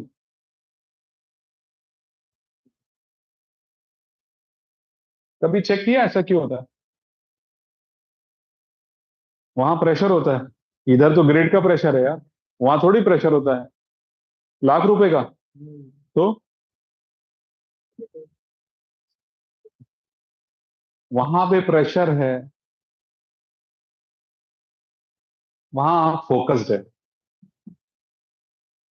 आप वहां बहुत फोकस्ड रहते हैं। एक ही ऑब्जेक्टिव करना होता है, इधर तो बहुत सारा करना होता है, right. Connect with the alumni on LinkedIn, engage with their content first. सीधे नहीं पूछना है कि जॉब है क्या, इंटर्नशिप है क्या, कंटेंट फर्स्ट, राइट। तभी आपको कुछ फायदा होगा। Do participate in industry based hackathon. फलाने कॉलेज में हो रही है, चले गए। आज इस कॉलेज में हो रही है, चले गए। आज इस कॉलेज में हो रही है, चले गए। नहीं, कहाँ पे जाना है आपको? इंडस्ट्री बेस्ड पे। 6 महीने की इंटर्नशिप दे रहे क्या? हाँ, यहाँ पे मिल सकती है। Do participate. आप अभी क्यों दे रहे हैं? आप शॉर्ट टर्म गोल पे काम कर रहे हैं। ये हैकाथॉन में जाएंगे, 20,000 खर्च करेंगे, 1 लाख पे प्राइस मनी मिलेगा, 6 लोग रहेंगे, सबको 17,000 आ जाएगा। आप ये शॉर्ट टर्म पे बात कर रहे हैं, या 4 दिन कॉलेज से छुट्टी मिलेगी, आप उस पर बात कर रहे हैं, या एक ब्ला ब्ला ब्ला सिटी घूमने जाने मिलेगा अपन को 6 लोगों को, आप उस शॉर्ट टर्म पे काम कर रहे हैं। आप ये देख ही नहीं रहे कि जो कंपनी आपको एक बार अंदर कर लेगी, हार्डवेयर में सबसे बड़ा एडवांटेज ये है, यहाँ पे पैकेज मल्टीफोल्ड में है। मल्टीफोल्ड में मतलब मेरी जॉब लगी एआई में 4 लाख रुपए में, इसकी जॉब लगी वीएलएसआई में 4 लाख रुपए में, मैं एक साल में 5 लाख पे पहुंचूंगा, ये 8 लाख पे पहुंचेगा। मैं एक साल में दूसरे साल में 10 लाख पे पहुंचूंगा, ये 20 लाख पे पहुंच जाएगा सीधे। सो एक एक साल के एक्सपीरियंस से आपकी सैलरी डबल होती है और स्टेगनेंट हो जाती है सीधे 50-60 लाख रुपए पे। यहां से मेरे को एआई से 4 लाख से 60 लाख जाने में मुझे 10-15-20 साल लग जाएंगे, और हो सकता है मेरी पूरी टेक्नोलॉजी चेंज हो जाए। और इतनी जल्दी ये स्विच करते हैं तो उससे फायदा क्या होता है, आप बिल्कुल अप टू डेट होते हैं। तो that is the main advantage. So my point is, please be focus on your one subject. आप ऐसा नहीं है कि पूरे मास्टर ऑफ ऑल और जैक ऑफ नॉन, आखिरी में मुझे सर कुछ नहीं आ रहा, कुछ नहीं आ रहा, क्योंकि एक ही सब्जेक्ट उठाइए, ठीक है ना। सिग्नल प्रोसेसिंग बहुत स्कोप है, बहुत कंपनी है, बहुत कंपनी है। आप सिग्नल प्रोसेसिंग में काम कर लीजिए, आप इमेज में काम कर लीजिए, आप वीएलएसआई में काम कर लीजिए, आप कंट्रोल जाइए ना, पूरी पूरी ऑटोमोबाइल, पूरा इंडस्ट्री 4.0 और 5.0 किस पे चल रहा है? सब पीआईडी पे चल रहा है, सब कंट्रोल सिस्टम पे चल रहा है। आप आपको जस्ट जाना है और एक्सप्लोर करना है और काम करना है, ठीक है। Now I am open for the question answer, because I think 3:30 हो गया, बहुत बहुत ज्यादा हो गया। क्वेश्चन आंसर भी 2-3 मिनट का टाइम।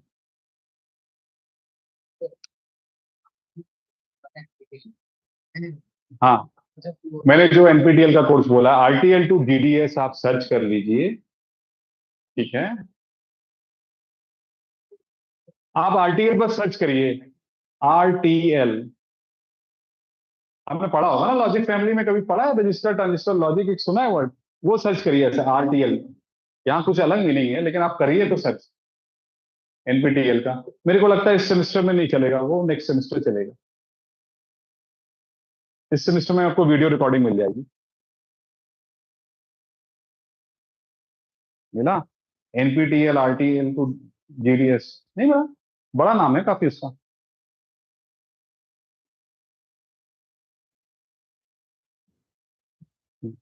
आ गया ना? हाँ, इस सेमेस्टर में नहीं है ये जुलाई वाले सेशन में रन होगा। VLSI design flow RTL to GDS, VLSI design flow RTL to GDS. मिल गया? अब सेकंड क्वेश्चन प्लीज। कोर्स का बताया, वैसे ही फिर 5 तक कोई आप रेकमेंड करें? जैसे आपने कोर्स बताया, इमीडिएट 5 स्टेप्स क्या लेने चाहिए, तो 6 स्टूडेंट के लिए? एज अ 6 सेमेस्टर स्टूडेंट के लिए इमीडिएटली क्या स्टेप्स लेना चाहिए? सो सबसे पहले तो बी फोकस ऑन कि कौन सी फील्ड में जाना है, किसमें जाना है आपको? एम्बेडेड में जाना है। अभी मैंने एम्बेडेड के लिए क्या बोला आपने? क्या आपने एम्बेडेड सी और ऑल्टोस किया है? एम्बेडेड सी और ऑल्टोस किया है? अगर आपका आंसर हाँ है तो आप नेक्स्ट स्टेप पे जाएंगे। अगर आपने किया है, लेट्स से एज्यूम दैट आपने किया है, क्या आपने वही प्रोडक्ट और प्रोजेक्ट और लैब असाइनमेंट किए हैं जो आपके असाइनमेंट में थे? यस और नो? यस, यही होंगे। तो आपको देन मूव टू दी कोई दूसरा सब्जेक्ट पिक करके उसके लिए एम्बेडेड सिस्टम डिजाइन करना। जैसे एक सिंपल एग्जांपल, मैंने क्या बोला, मैंने बोला आपने एफपीजीए पे काम किया है? आपने किया? बोला हाँ एफपीजीए पे काम किया है, सब कुछ किया है, बट क्वेश्चन इज आपने एफएफटी बनाया? मैंने पूछा, आपने बोला नहीं बनाया। क्यों? वो क्या हेडर क्या है, सब्ट्रैक्टर क्या है, कैरी लोगाहेड हेडर क्या है, ये सब चीजें क्या, ये तो बच्चे करते हैं, 6 सेमेस्टर में नहीं करते हैं। We have HDL for IoT students के लिए, हमारे पास एचडीएल जो है वो सेकंड सेमेस्टर में, सेकंड सेमेस्टर में 100% प्लेसमेंट है आईओटी का, 100% प्लेसमेंट। किसी दिन आके आप विजिट करके देखिए, फर्स्ट सेमेस्टर के बच्चे आपको ऐसा प्रोजेक्ट दिखा देंगे जो आप इमेजिन नहीं कर सकते। सिंपल वर्कशॉप है 4 घंटे की, बस आइए, उनको शुरू में एक किट दे देते हैं, आप एक्सप्लोर करिए। और अगर आपका मॉडल चल गया तो आपको मार्क्स है, नहीं तो 0। तो डिजिटल में नंबर है। So like this. तो 5 स्टेप्स के लिए आपको मैंने जो बताया, पहली चीज तो जो प्री रिक्विजिट है वो आपकी स्ट्रॉन्ग फंडामेंटल नॉलेज होना चाहिए। सेकंड, आपका माइनर प्रोजेक्ट्स जो आपने किया हुआ है वो आपका डिस्प्ले होना चाहिए, दिखना चाहिए सबको, राइट। अब किसी भी मेरे इलेक्ट्रॉनिक्स के फाइनल ईयर स्टूडेंट्स, अगर आप किसी थर्ड ईयर स्टूडेंट्स या फाइनल ईयर स्टूडेंट को जानते होंगे तो आप उससे बोलिए कि अपना गिटहब रिपोजिटरी खोले, ट्रिपल आईटी नागपुर के। उसको अगर मेरे सब्जेक्ट का प्रोजेक्ट्स और सब कुछ नहीं मिलता तो आप बताइए। बिल्कुल। और हम कोई प्रोग्रामिंग ऐसी नहीं होती मैं बैठ के एक भी प्रोग्राम चेक नहीं करता हूं। You are free to do any, कहीं से भी कॉपी कर लीजिए, पर मैं रेंडमली हाथ रखूंगा, इस लाइन का मीनिंग आपको बताना है। आपने नहीं बताया, अब you have assign 0 marks. So for example I am just histogram equalisation, hist EQ किया। हिस्ट EQ एक कमांड होती है मैटलैब में हिस्टोग्राम इक्वलाइजेशन करने के लिए, राइट। तो मैं क्या करता हूं, विदाउट यूजिंग हिस्ट क्यू आप प्रोग्राम बनाते हैं बच्चे, कॉपी करके बनाते हैं, कहीं से बनाते हैं, लेकिन होते हैं। So you have to demonstrate your work. आपका गिटहब प्रोफाइल रेडी होना चाहिए, और गिटहब प्रोफाइल एक दिन में नहीं बनता है, सबको मालूम, क्योंकि उसमें कमिट दिखता है। तो मेरा कमिट, कोई बच्चा कंपनी में जाएगा और उसको 1.5 साल पहले का कमिट दिखेगा तो उसको लगेगा हाँ इसने काम किया था। आप सोचो कि कल मैं जा रहा हूँ कंपनी में, आज पूरे प्रोजेक्ट अपलोड कर देता हूँ चैट जीपीटी से, that won't be possible. Okay, any questions? आपके कोई स्टूडेंट की गिटहब प्रोफाइल दिखा सकते हैं? आप सर्च कर लो ट्रिपल आईटी नागपुर में, फाइनल ईयर का कोई भी स्टूडेंट इलेक्ट्रॉनिक्स का, उसने मेरा सब्जेक्ट ऑप्ट किया होगा तो गिटहब प्रोफाइल भी उसके रिज्यूम में भी मिल जाएगा, लिंक्डइन पे भी मिल जाएगा, एनी ऑफ द स्टूडेंट।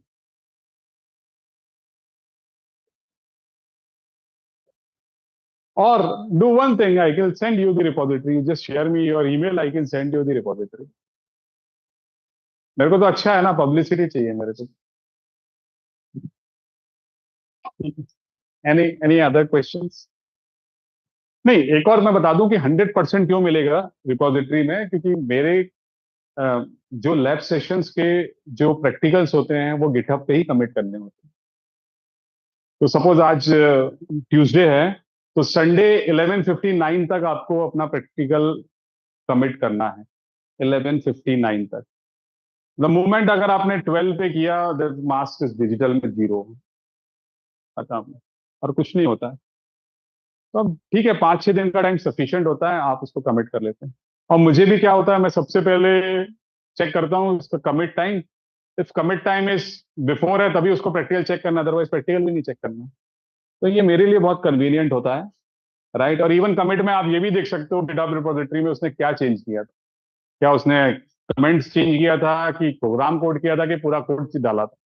इसलिए गिटहब इस, आप लोग सब लोग का मेरा सजेशन है कि आप पूरे के पूरे अपनी रिपोजिटरी गिटहब पे डालिए, अदरवाइज कौन आपका प्रोफाइल देखेगा। आजकल सीवी तो क्या है, तपन जैन लिखो, PhD लिखिए and good put into the chat GPT, और नाइस रिज्यूमे कम, इतना बड़ा चढ़ा के लिख देगा वो कि 25 साल का एक्सपीरियंस है, ये भी आता है वो भी आता है, पर ऐसा अंदर से कुछ नहीं है ना। तो please stick into the GitHub profile. Last question अगर किसी का है तो, नहीं तो आई एम स्टॉप हियर। हाँ, yes please. Road map for VLSI, ये तो बड़ा क्वेश्चन है। कहाँ से स्टार्ट करना है? वेरी सिंपल यार, मैंने आपको अभी एग्जांपल दिया एक बहुत ही इजी, कि आपने देखा प्रोडक्ट कंपनी, आप now you come to the question. इन्होंने पूछा कि what is the road map for VLSI। Is the simple is road map for VLSI is what, आप टीयर 1 में जाना चाहते हैं, टीयर 2 में जाना चाहते हैं, टीयर 3 में जाना चाहते हैं, फर्स्ट यू डिसाइड। सेकेंड, आप किस सेमेस्टर में? You are in 6th semester, right. आपने डिजिटल इलेक्ट्रॉनिक्स पढ़ा है, आपने वेरीलॉग या VHDL प्रोग्रामिंग पढ़ी है, आपने सीमॉस डिजाइनिंग पढ़ा है कोर्स? नहीं पढ़ा, 2 चीजें पढ़ी हुई। फाइन। आपने कितने माइनर और मिनी प्रोजेक्ट्स बनाए?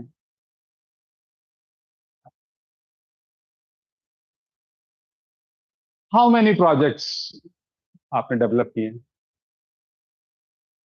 1, 2, 5, 10।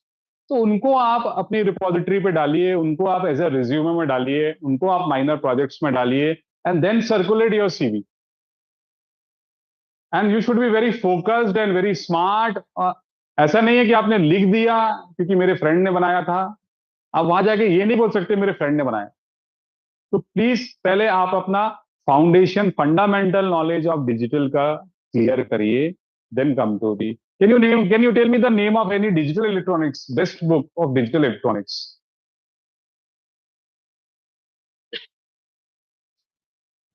कौन सी बुक से आपने पढ़ा था? गूगल से? यूट्यूब से?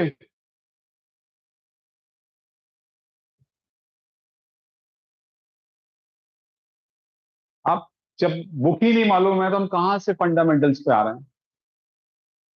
देखिए, आप रेफर करिए। मैं लास्ट सबमिशन इज, आप वीडियो लेक्चर अगर आप रेफर कर रहे हैं, वो एलएसटीएम वर्ड सुना है ना आपने? एआई वाले नहीं है आप लोग। लॉन्ग शॉर्ट टर्म मेमोरी होती है, तो ये video lecture is a short term memory है। ये सिर्फ एग्जाम तक ही याद रहता है, उसके बाद जो है वो ब्लैंक हो जाता है। सो मेक अ नोट्स,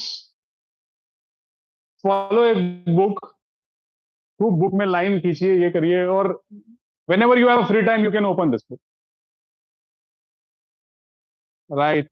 मैं अभी अपने 20 साल 25 साल पुराने नोट्स पढ़ता हूं। मुझे कितना टाइम लगेगा? मैं एक ही सब्जेक्ट को, मेरा फिक्स है, मैं इवन सेमेस्टर में जो है 3 सब्जेक्ट 4 सब्जेक्ट पढ़ाता हूं अपने कॉलेज में, और ऑड सेमेस्टर में मैं 2 सब्जेक्ट पढ़ाता हूं।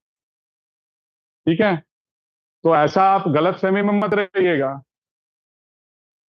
तो चारों सब्जेक्ट मेरे फिक्स हैं, ये मतलब 6 के 6 सब्जेक्ट मेरे फिक्स हैं, ये मेरे को यही पढ़ाना है। इसके अलावा मैं आपको बता दूं, मैं एक और सब्जेक्ट पढ़ाता हूं, which is not the electronics domain, है ना, वो मेरा emerging technologies for electronic warfare.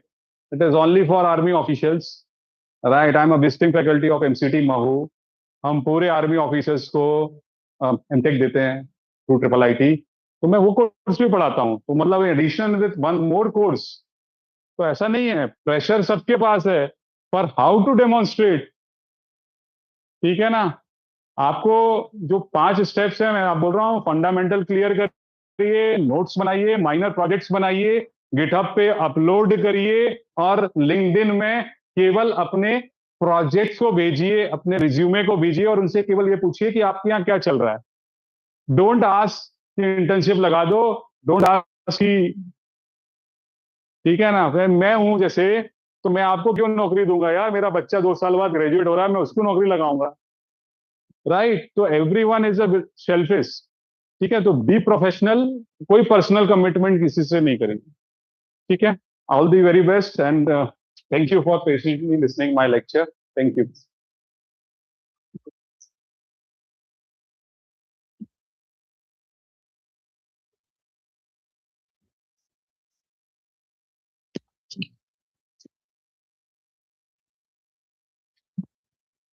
Thank you, sir. Thank you for the insightful informative session.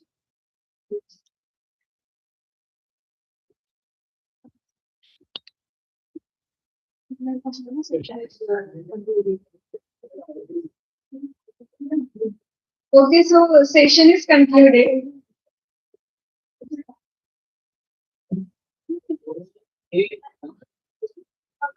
Please stay back to your seats for valedictory session.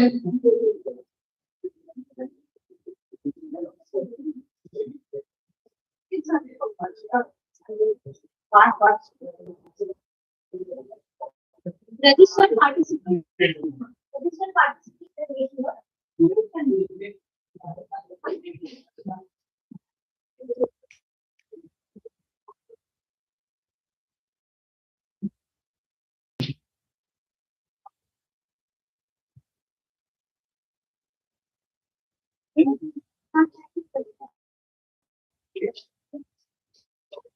Yeah.